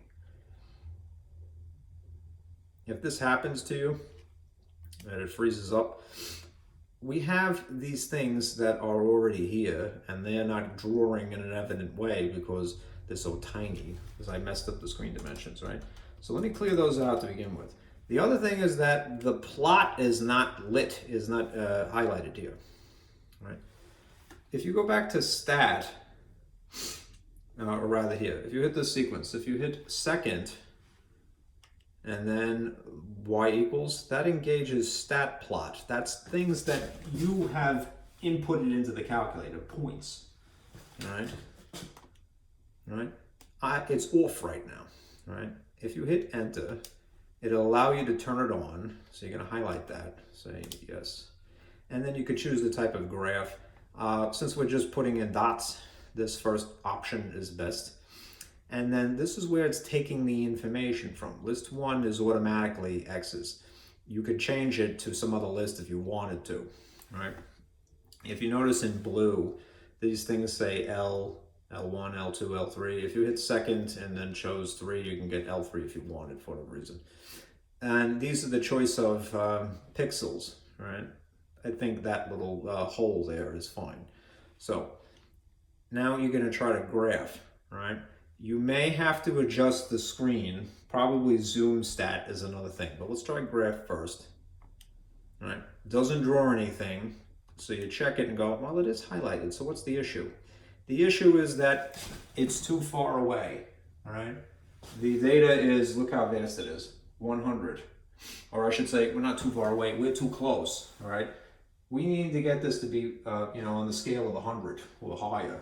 So the easiest thing to do is to go back to stat, or pardon me, zoom, and then go down this list to where you see it says zoom stat, which is 9 rather here. Right? This will be a good automatic for you. Right? So you hit enter, and then it draws those 2 dots because there's only 2, right? If you want, you could back off a little bit now. Hit zoom out 3. And that's a little bit better, perhaps. That's a little bit more satisfying. Don't be deterred. I know a lot of times when you're trying to figure this out, you're like, why don't I just cooperate? Just tinker with it, all right? It's stupid. The calculator is, it does great work, but it's not God, okay? So you see that you have these points here. Now, one cool thing that we could do, all right, aside from hit trace, and you could put in, you could verify that these are what they are, is we could overlay, the equation that we figured out, right? And it will go right through them. You could always pull that other trick that I had talked about a couple of days ago. You could get the calculator to tell you the equation. Now, let me just show you that very quickly. If you hit stat again and then go over to calc, right? As long as you recognize the relationship, and it might be a little hard to see from just 2 data points, that it's not linear, right? It's an exponential regression. If you choose this, it will automatically, you might have to, in some circumstances, go L1, L2, but that's the only thing that's in there, all right? It'll tell you, all right, what the A value would be in this model listed here, and what the B value is, right? These other things are from statistics, don't even worry about that. All right, what is 33.3 repeating? 100 divided by 3, right? The natural, 1/2 the natural log of 3, all right, is what this other value is, right? At least what the calculator is estimating, 1.732, whatever, all right? Now, you could get those 2 figures and write this, right? 33.3, E, and then raise this up to, 1.732 X. You could enter this into Y equals now, just to superimpose one on the other. But our calculation, this one, preserves all of infinity. Ours is better. All right. So what I would do is, since I don't have to cheat, we did your algebra, is go in here and then painstakingly enter this, and you're gonna see a cool effect when you do. All right. So I'm gonna put in parentheses 100 divided by 3. Right. So you see it like that. Right. You could put it in the style of a fraction if you want to go that route. E, here's your E value, and then raise it up to. Be careful with this. Put this in a parentheses. Maybe put 0.15, right? Pardon me, 0.5 for the sake of a half. You could put 1/4/2, but I'm just being anal. All right. The natural log of 3, close the parentheses there, and then on the end, put in the X. All right. If you want, maybe what I should be extra careful is, I'll close this and then put the X outside of it so that there's no confusion, right? So here's what you see. All right. 0.5 is a half natural log. The argument of the function is actually 3. I've encapsulated this stuff because it's really what b is. And then there's x on the end. And then I'm on the regular tier. This looks like it's perfectly entered, right? It's very anal retentive, but it should be fine. Now when you hit graph, you're going to see that it goes perfectly through those points. Isn't that cool? I think so. All right. All right. Enough of that. All right. Now, we just covered everything, right? We did section 6.5, 6.6, and 6.7, all right? There's other types of, word problems using the other types of equations, but you've seen everything, right? What I'd like you to do for homework is definitely section 6.5 and 6.6. That is the meat and potatoes, basically, of all of this stuff, all right? But I have to, honestly, I gotta look at the My Open Math section 6.7, because I think it might be overkill. All right, so I'm gonna send you, the link naturally that tells you what to do specifically. But if you're just watching this video, all right, for homework, do section 6.5, I should say, practice. All right, 6.6 practice. And I have to look at 6.7, right? I might just choose 1 or 2 problems for this, but I haven't decided yet. All right, specific problems maybe. I haven't decided yet. I gotta see it, all right? To be determined. TBD. All right.